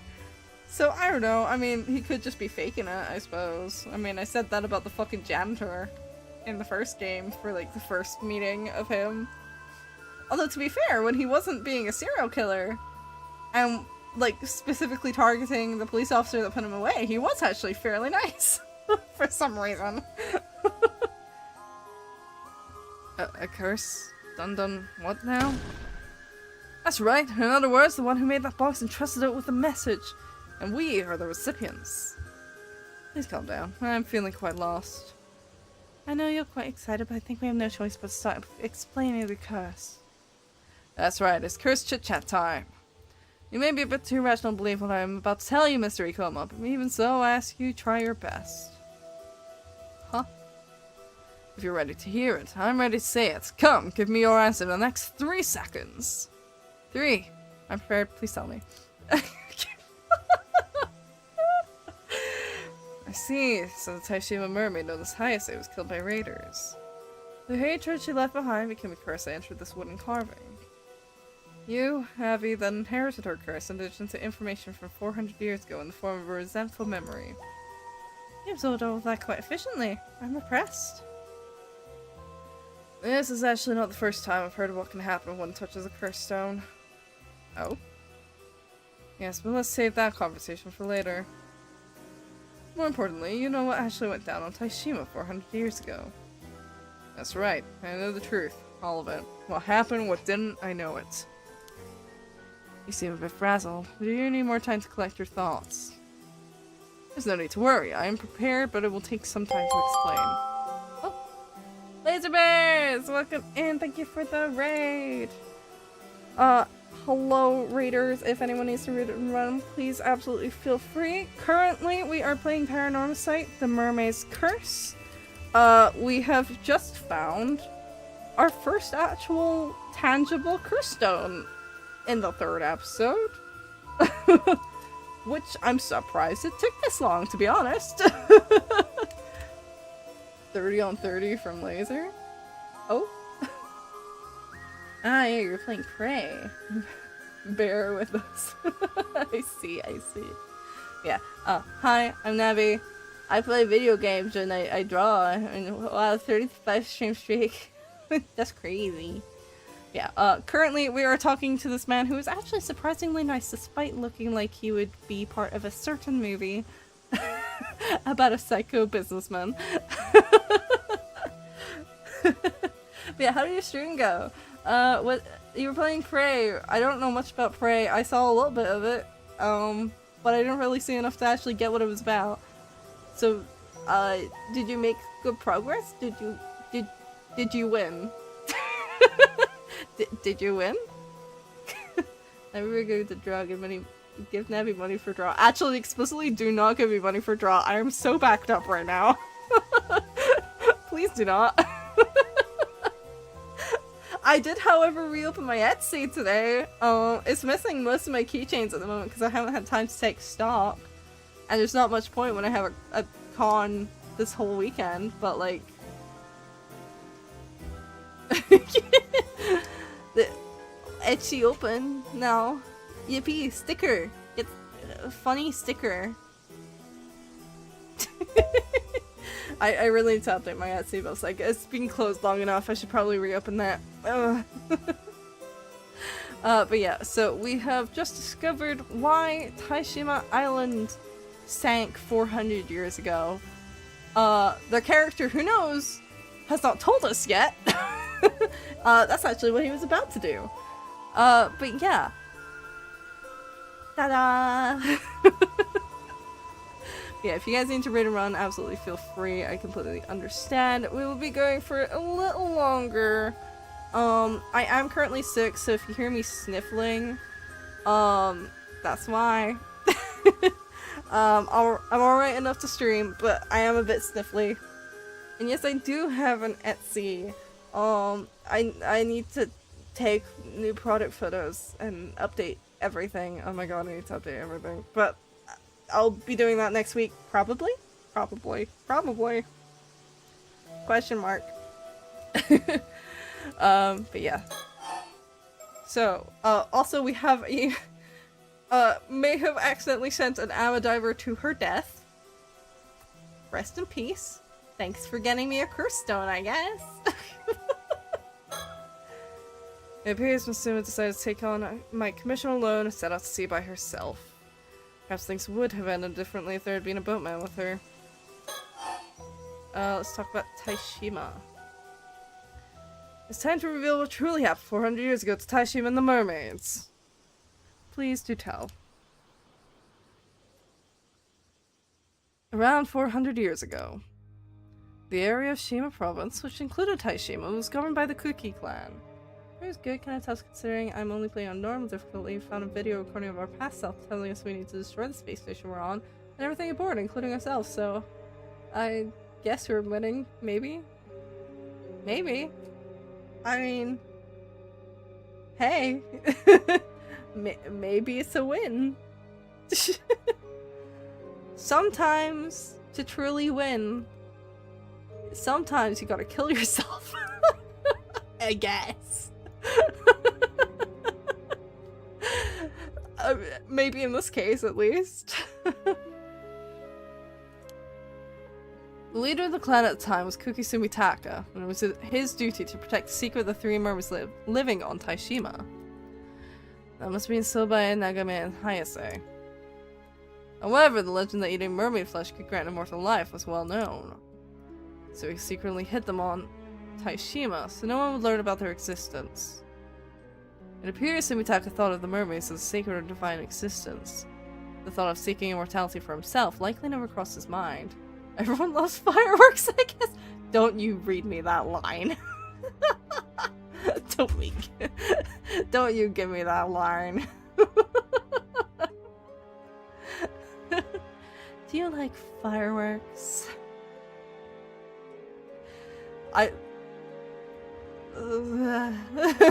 Somnium Files PTSD from that fucking phrase.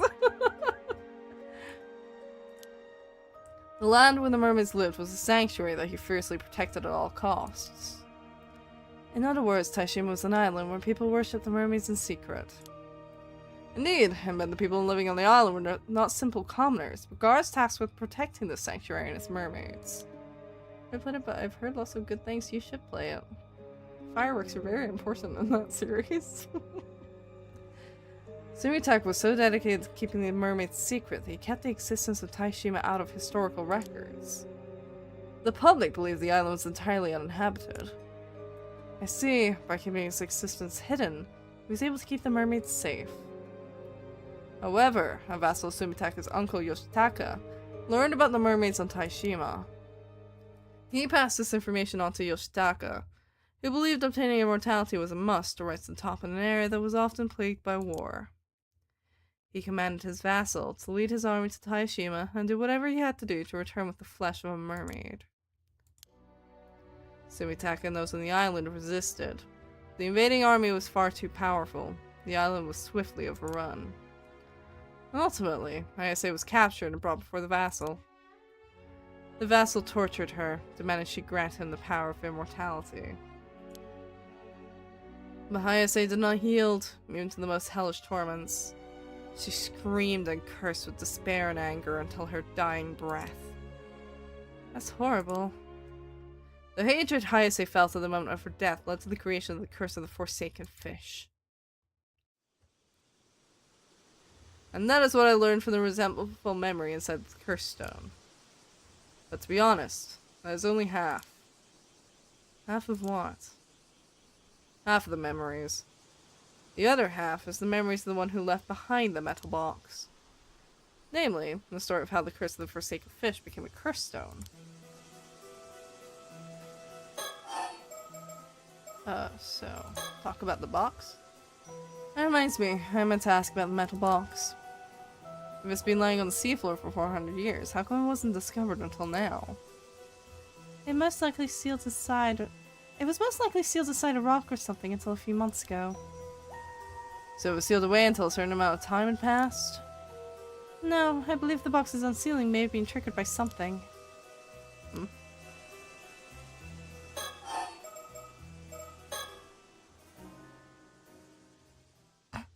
Having failed to obtain immortality, the vassal flew into a rage. He had all the inhabitants of Taishima slaughtered as revenge for keeping the secret. This guy was the worst. Finally, he continued his advance into the sanctuary the islanders had protected down to the last man. There, he destroyed his shrine. What irony that he came so close to the secret he'd been so desperate to find. Are you saying the other two mermaids were still in the sanctuary? No, they had already fled Taishima. Actually, there were two other survivors. Sumitaka's adopted daughter, Princess Hatsune, also escaped the chaos of the invasion unscathed. There was one other islander who managed to survive as well, taking with him the treasure the mermaids had protected. The mermaid's treasure. This may shed some light on the descendant you spoke of earlier. Of course, she must be a descendant of the man that escaped that day. We now know she was correct when she spoke of 3 mermaids living on Taishima. So we do. Putting descendants aside from now, let's return to 400 years ago. The vassal's invasion and destruction of the sanctuary was like a trigger.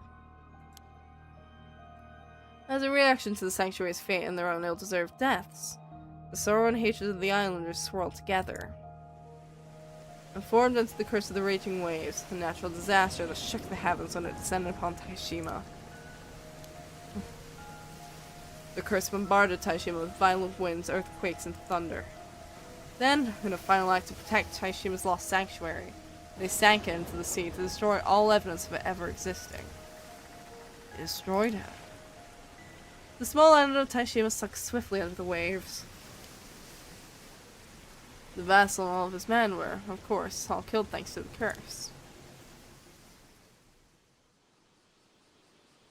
But one problem remained.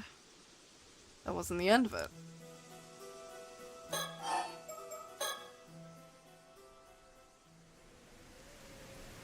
Taishima was destroyed by the natural disasters caused by the Curse of the Raging Waves. The calamity continued for many days. It must have seemed as though it would never end. Can't imagine how terrifying it must have been. Sumitaka even sought out a famous Onmyoji to dispel the curse, but he was unsuccessful. The curse would eventually sink to the bottom of the sea, alongside the sanctuary, and be sealed there. Only then did the calamity end. Yet it appears this curse was so powerful that it requires a sacrifice to be truly sealed. A sacrifice? Not just any sacrifice, but a living one. Princess Hatsune offered herself up to be that sacrifice. You said she was Sumitaka's adopted daughter, yes? And that she lived on Taishima? That appears to be the case. Sumitaka was evidently so taken with her that he decided to adopt her. The rumor that she threw herself down a well was likely spread to cover up the real cause of her death. So Princess Hatsune was actually sacrificed. The seal would hold for 400 years. They must have hoped that the curse itself would fade during that time too. However, the curse of the Forsaken Fish created by Heisei also continued to linger in the same place. So the Onmyoji sealed it inside the wooden carving, turning it into a curse stone. Then the same Onmyoji, knowing the seal would only last 400 years, stored his memories within the curse stone to pass on this information. He wished to pass down his knowledge for others to use in the event the curse outlasted the 400-year lifespan of the seal. He left behind instructions on how to completely dispel the curse of the raging waves.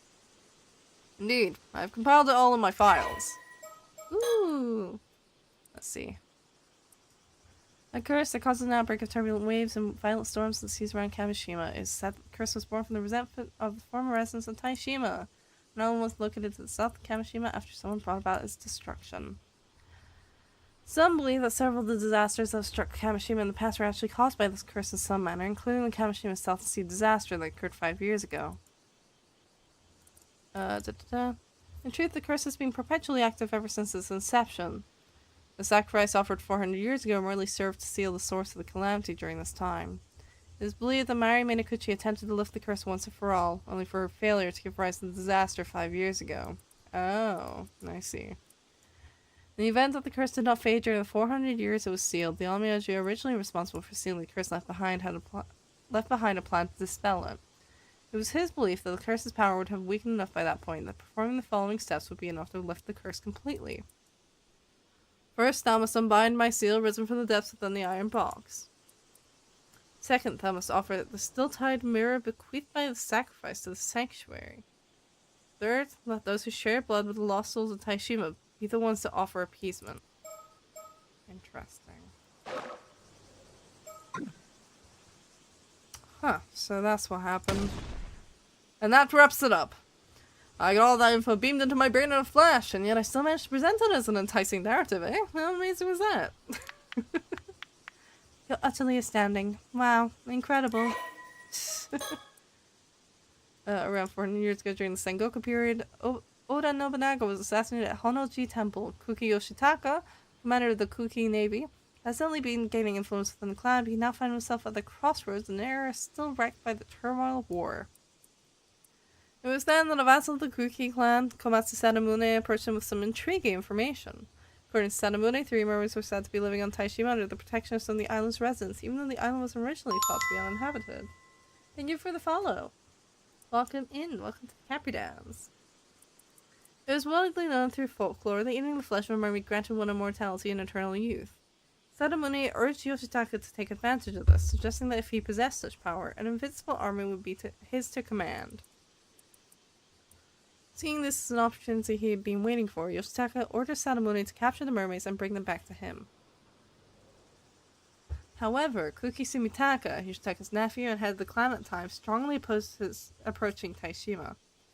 It was in fact Sumitaka who had secretly been protecting the mermaids on Taishima. Believing the mermaids to be messengers of the gods and the island's sacred sanctuary, he had worked to keep them isolated from outside influence. His adopted daughter, Princess Hatsune, was also living in hiding on Taishima at the time for other reasons, which further strengthened his opposition to Yoshitaka's plan. However, it was not long before Komatsu Sadamune learned of this. He reported to Yoshitaka that Sumitaka was not only planning to keep the mermaids for himself, but was also secretly moving to build an army of his own. Infuriated by what he perceived as an act of rebellion, Yoshitaka gave the order for Sadamune to prepare a military invasion of Taishima. Upon receiving the order, Komatsu Sadamune immediately set sail for Taishima at the head of a large army. Caught off guard by the unexpected attack, Sumitaka scrambled to send out his own forces in an attempt to resist, but was unable to prevent the enemy from landing. In the blink of an eye, the once peaceful and beautiful landscape of Taishima was transformed into a nightmare. The islanders, guardians of the sacred land, desperately fought back. But they stood no chance against seasoned soldiers hardened by years of battle on the front lines, and one after another they fell before the invaders. Sadamune ordered that even women and children be cut down without mercy, and soon the waters around Taishima ran red with blood. Sadamune's forces swept across the island, searching every inch for signs of the mermaids as they pressed their assault. Finally, they discovered a mermaid in hiding by the name of Hayase, and captured her. Sadamune discovered that she make his troops immortal, or demanded that she make his troops immortal, even. But the mermaid staunchly refused, even as Sadamune turned to torture, inflicting unspeakable pain with every refusal. The torture escalated, until eventually even her supernatural nature was not enough to withstand the torment. On the brink of death and resigned to her fate, Hayase gave a final terrible cry, overflowing with resentment and anger as she breathed her last. Sadamune ordered his men to take the flesh from her body, but as they moved to do so, a strange phenomenon began to occur. All the soldiers who approached her body began to transform into fish, their bodies decaying rapidly as the transformation took hold. Hayase had cast a curse upon them with her final dying breath. With the one mermaid Sadamune had captured dead and his forces decimated, he began a mad search of the island in pursuit of the remaining two mermaids. Eventually, he found a deep cave in the interior of the island that extended far beneath the earth, reaching down to the sea floor. In the deepest part of the cave was a shrine, and a door with a powerful seal over it that he couldn't open no matter how hard he tried. Convinced this had to be the entrance to the sacred land, the home of the mermaids, Sadamune gathered all his remaining gunpowder and artillery, and unleashed it on the door, destroying both it and the shrine in the process. The next moment, a violent tremor wrecked the entire island, and the skies above were engulfed by a storm. The repercussions of his desecration of the sacred land and the resentment of the islanders that he had senselessly slaughtered blended together, unleashing an all-consuming calamity that seemed to shake the very heavens and earth. Ravaged by fierce earthquakes and vicious storms, Taishima sank beneath the waves as if nature itself sought to protect the sacred land by erasing all traces of its existence. Thus were Taishima and the sacred land, along with Sadamune and his army, lost to the sea in an instant. The only survivors of this tragedy were two mermaids and two islanders that had successfully made their escape from the island. Hayase had, in fact, stayed behind his bait to allow the others to escape. The two surviving islanders were Princess Hatsune and a man named Somikawa, who had been assigned the duty of protecting a relic important to the mermaids. However, the tale did not end with the sinking of Taishima. Sumitaka eventually made it to the seas near the island, but a fierce anger and resentment darkened the waters around it, and the curse born from these dark emotions, the curse of the raging waves, had given rise to a storm that continued to rage even several days after the incident.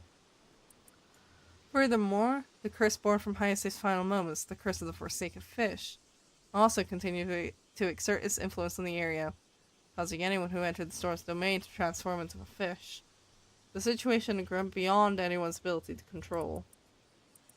Sumitaka, looking for a solution, turned to Tsuchimikado Harukage, a renowned onmyoji and friend of Princess Hatsune. After conducting an investigation, Harukage concluded that the source of the curse was the sacred land, now sunk beneath the waves, although the curse was too powerful to dispel. Although the curse was too powerful to dispel, it would be possible to seal the sacred land by offering up a sacrifice, thereby suppressing its calamitous effects. The seal would last for 400 years, by which time he anticipated that the curse of the raging waves would dissipate. Hearing this, Princess Hatsune volunteered to sacrifice herself in the hopes that it would bring peace to the souls of the islanders who had looked after her during her time on Taishima. With her noble sacrifice, the storm at last died down, and peace was restored to the seas around the island. A bronze mirror in Princess Hatsune's possession at the time was imbued with power to serve as a talisman to calm raging waves. It was passed from person to person over the years, eventually making its way to Kamishima. Tsuchimikado Harukage was also able to seal the curse of the forsaken fish in the wooden accessory that Princess Hatsune had been wearing, turning it into a curse stone. Kage used the resentful memories contained within the curse stone to create a record of the event, which he sealed within a heavily locked iron box before concealing it in a rock on the seabed. In the event, the curse of the raging waves had not abated even after 400 years. He made it so that the seal on the rock would be lifted at the same time as the seal on the sacred land, and so that the record of what had happened and the method of undoing the curse would make its way to future generations. Meanwhile, to protect the sacred land of the mermaids, Sumitaka ensured all records of Taishima were erased and no mention of the island or the disaster that had befallen it would make its way into historical accounts. He also concocted a tale in which Princess Hatsune had thrown herself down a well in defiance of a political marriage in order to conceal her sacrifice. Afterwards, Kuki Yoshitaka, infuriated not only by his failure to obtain immortality but also by the loss of his primary military force, murdered Sumitaka, who opposed him to the very end, and seized control of the Kuki clan in both name and nature. He had his vassals tertiary around Taishima countless times after that, but it's sad that they found neither the mermaids nor any trace of their existence. That was a particularly long file.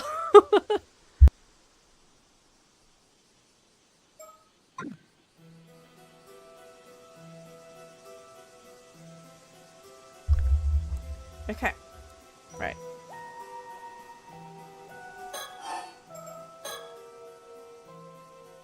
I compiled all the details of the story in these files, so feel free to go over it at your own pace.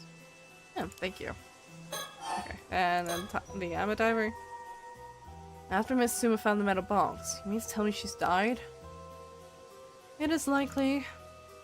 If you consider that Curse of the Forsaken Fish had completely saturated the metal box, it's likely already too late for her. How horrible. So she likely turned into a fish and died soon after. There is a high chance her transformed body will wash up on shore soon. Oh, that sucks. Oops. Okay. Circe, do you have anything to say? Wait a second. Is something wrong? Avi, if someone is affected by the curse of the Forsaken Fish, the transformation starts at the feet and travels slowly up, yes? I believe so, though it's hard to say for sure without witnessing it. If it is true, then that may explain the true identity of the fish mermaids discovered in this area. It could have been the bodies of those who died in the middle of transforming due to the curse of the Forsaken Fish. Oh, that's a convincing theory. Fish mermaids have been recorded as having only human heads or faces, or appearing human just from the chest or shoulders up. If the curse starts at the feet and travels upwards, that would explain the variety of fish mermaids that have appeared. The process is so painful that most die mid-transformation. Then the curse causes the corpse to rapidly wither, forming a fibrous mass. Gah. It may even be the true identity of your mermaid mummy. Interesting. Still, without analyzing it directly, there is no way to know for certain. But perhaps this is why the mermaid mummies originating from Japan are of such high quality. Of course, this doesn't mean that all fish mermaids and mermaid mummies are authentic. But it means there's a possibility. Not sure I like that glare you had. Actually, I just remembered there were 2 points from your tale I wanted to discuss. About the events 400 years ago. My first point concerns the vassal who tortured the mermaid in an attempt to obtain immortality. If all he needed was the mermaid's flesh, what necessity would there be in torturing her? Oh, that's true. It could mean that the vassal ate the mermaid's flesh but did not become immortal. So he tortured her to figure out why. As for the second observation, he likes... This guy kind of reminds me of like a Yakuza character. Doesn't he look like he'd fit right in, right? Right into that series, like, just put him in 3D and there you go, like, don't need to change anything else. As for the second observation, I have a theory about the area described as the sanctuary. Could it possibly be referring to an entrance to Ryukyu? Ryukyu? It's sometimes also referred to as the eternal world or the world beyond. In some legends, mermaids are priestesses who serve the ruler of Ryukyu, the god of the sea. I see. If the sanctuary was actually an entrance to Ryukyu, then that could mean that the mermaids were not living on Taishima, but merely traveling there from Ryukyu. Yes, I believe that to be the case. It would also explain why the destruction of the sanctuary would inspire the fury of the god of the sea. To be honest, it is difficult to believe that the grudges of the inhabitants of Taishima would be enough to explain what happened. How could they possibly engender a curse powerful enough to sink an island and linger for more than 400 years? However, it is quite easy to believe that a curse from Ryukyu could maintain such power. It also explains the necessity of a living sacrifice. Of course, one would be required to seal an entrance to Ryukyu. But if the entrance to Ryukyu was sealed, what became of the two mermaids that fled Taishima? I doubt Sobai and Nagame managed to return to Ryukyu. I believe they may be living here in the human world for the past 400 years, waiting for the seal to be lifted. They just hid somewhere away from human eyes. If that is true, then they've been successfully hiding for over 400 years. Of course, if they were to hide themselves at the bottom of the sea, it'd be practically impossible to find them. It is also possible they've been wandering the globe rather than lingering in one place. That could explain all the mermaid sightings around the world. It could all be these same two. Ah! All this discussion of hiding made me realize something. What is it? Do you recall the story Mystery Coleman told us yesterday, of the mermaid who became human? Ah. Are you suggesting she decided to join human society because she could not return to Ryukyu? It's a possibility we should consider. That occurred only a few decades ago. Why would she decide to become a human just before the seal was released? Perhaps her circumstances changed. We can only speculate on the motivations of someone who has lived for centuries. It is possible she did not feel compelled, but decided to become a human out of her own desire. Did she have met someone she wanted to live a mortal life with? Like in The Little Mermaid? That's certainly possible, and quite romantic too. I'll have to write this down. I can make a solid novel. Oh, I've just realized something. What is it? You heard about this mermaid from the descendant of the Taishima survivor, yes? That's correct. Well, I feel it's only right that they are informed of the things we learned. We'd love to talk to her. We're quite curious about this mermaid treasure, too.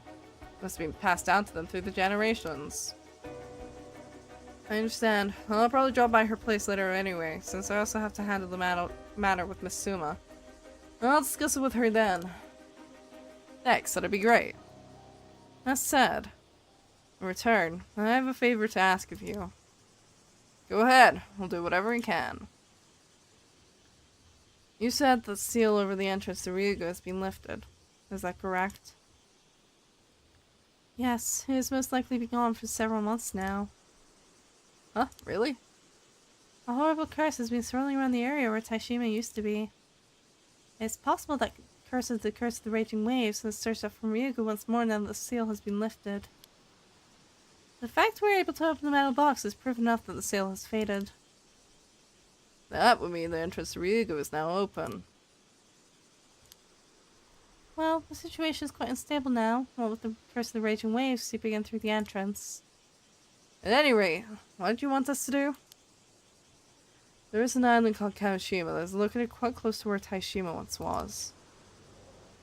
There is something I would like you to do for me there. This request does in fact have some relation to our current conversation. Oh? So this is why they actually went.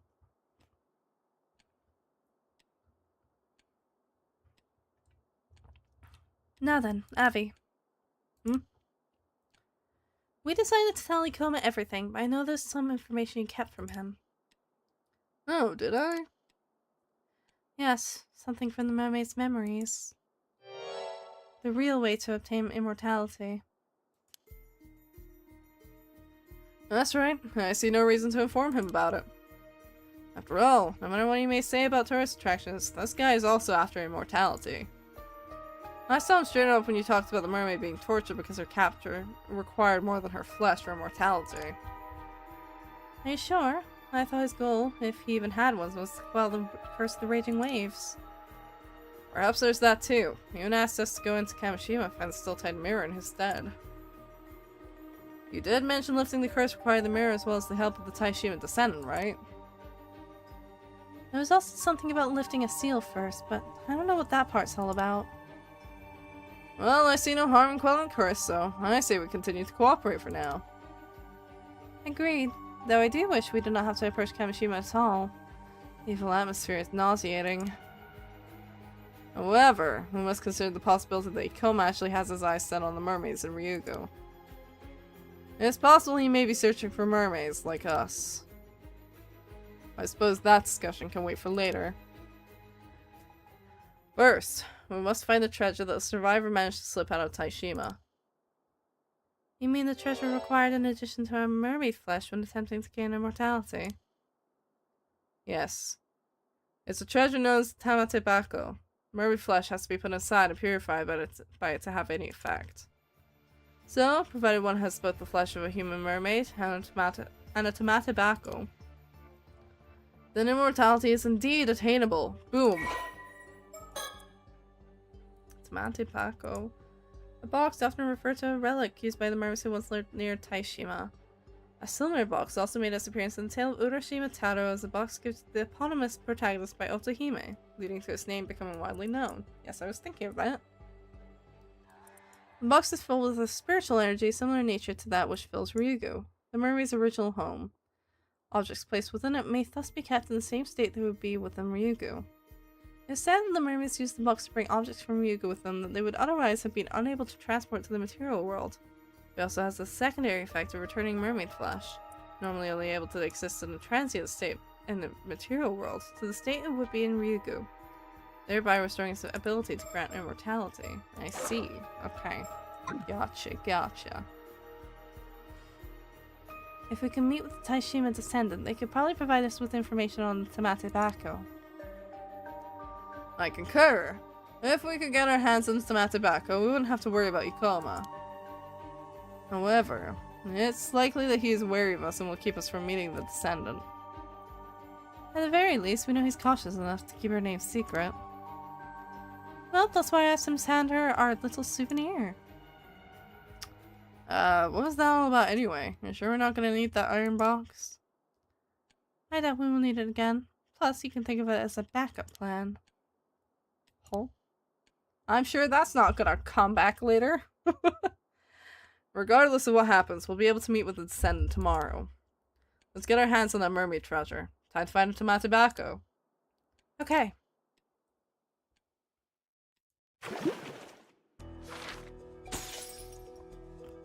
Oh god, it keeps extending. It just keeps going and going and going. Well, that being said, I do think it's probably gonna take like another half hour to an hour if I want to do another scene.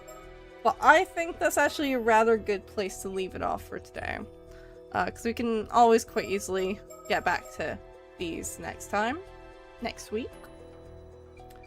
And also my throat is a bit rough, so I don't really want to push it much longer, as much as I really would actually like to continue, because this is very interesting. But I think before my internet starts freaking out, that tends to happen around this time anyway as well, I think that I'm gonna go and find someone to raid. So let me pop over to the chatting screen and I will go and find someone. I think I saw that Rain had popped on, so that might be a good option.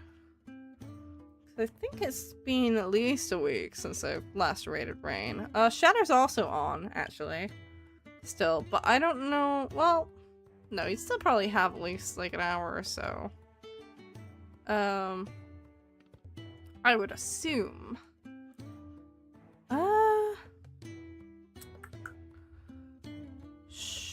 Rain or Shatter? I guess I did use Shatter's joke earlier. So I suppose we'll go for Shatter. Well, I'm gonna wait for the ad break to end first, though. The ad break on Twitch is going, like, just now. I probably should have... I should have snoozed that. Oops. But, yeah, because I do wanna... I would like to talk about what is happening in the next few days. So I'll just wait for Twitch to get back.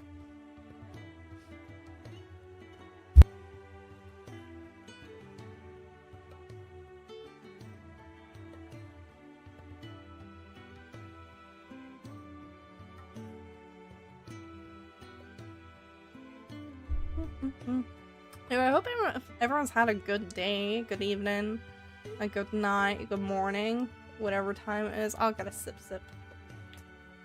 Kind of stretch. I've enjoyed the stream today. I'm glad.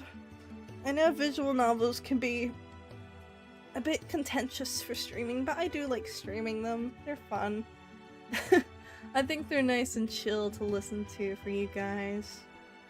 And also, I fucking love Paranormasight. It's so good. It's so good. They're so masterful over it. God. Yeah, next time we might also take a peek at Sato's little story continuation there, because I do want to get back to that. But I think all the stuff with Abby and Cersei is probably really important. And I suspect that we might get locked out of any further progress from Sato's end anyway. Hello, Fish Guy is here. Hi, we're about to finish up. I'm just waiting for the Twitch stream to get back from ads because I forgot to snooze them. Oops. But hi, you made it just in time. Yeah, once I get off, I'm gonna chill out. So I don't want to worsen my throat. It was honestly actually okay. I obviously had to keep like muting to blow my nose and stuff because it's all gross. Oh man, I'm late. Yeah, a little bit. I don't usually go super duper late. It's actually rare for me to go further than maybe 2 AM BST. I try to finish up around 1. Because that puts me at around 4 hours, which I think is usually a pretty good time. And that's about all I'm willing to go while I have a fucked up throat from being sick. So, alas. Okay, Twitch should be back now. Okay, we're gonna, I think we're gonna raid Shatter today, who's currently playing Meet at the Hollower, which is a game I was actually considering checking out.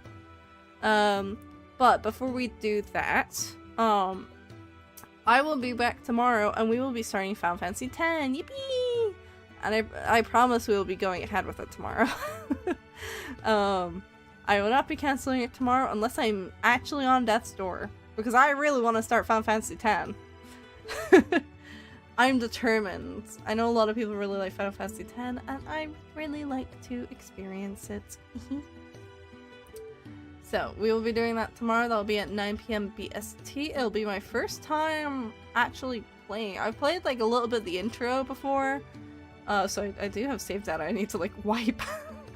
But it was not substantially far. It really was not out of the prologue. So, I don't know all that much of the story aside from stuff that was either referenced in 14 or that was knowledge that I gained just from other fans talking about things.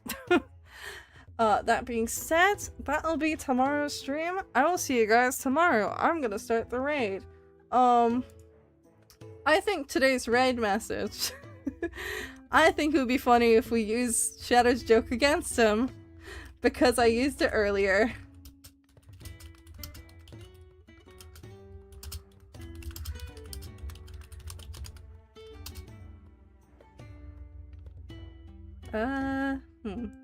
I'm trying to like parody it.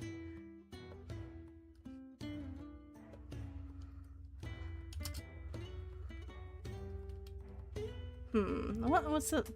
Is there a goat pun you can make with mountain similar to Meowton?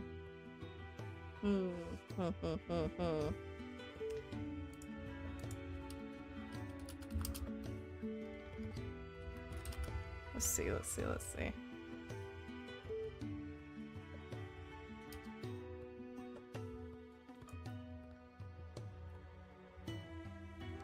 I'm trying to make a clever raid message. Try to be clever. What's a good pun? What's a terrible pun, actually?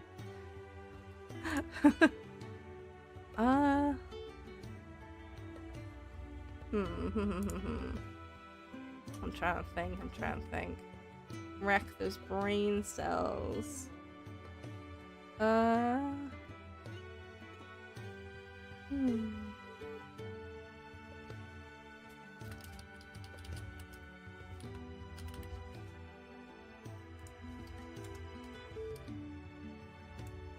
I think this is terrible. Yeah, I kind of landed on Bounton. I was like, I can't think of a better way of putting it. So our raid message is gonna be, what do you call a pile of cat food ants? A Bounton. That's terrible. Kill me. Anyway, I'm gonna start the raid. I'll see you guys tomorrow. Thank you for coming. Thank you for the raids. Thank you for putting up with me while I'm sick, and I probably sound really congested because I am. Let me start the raid. Oh, and if you have one of my emotes, feel free to add them. And yeah. I'll see you guys tomorrow. Bye-bye!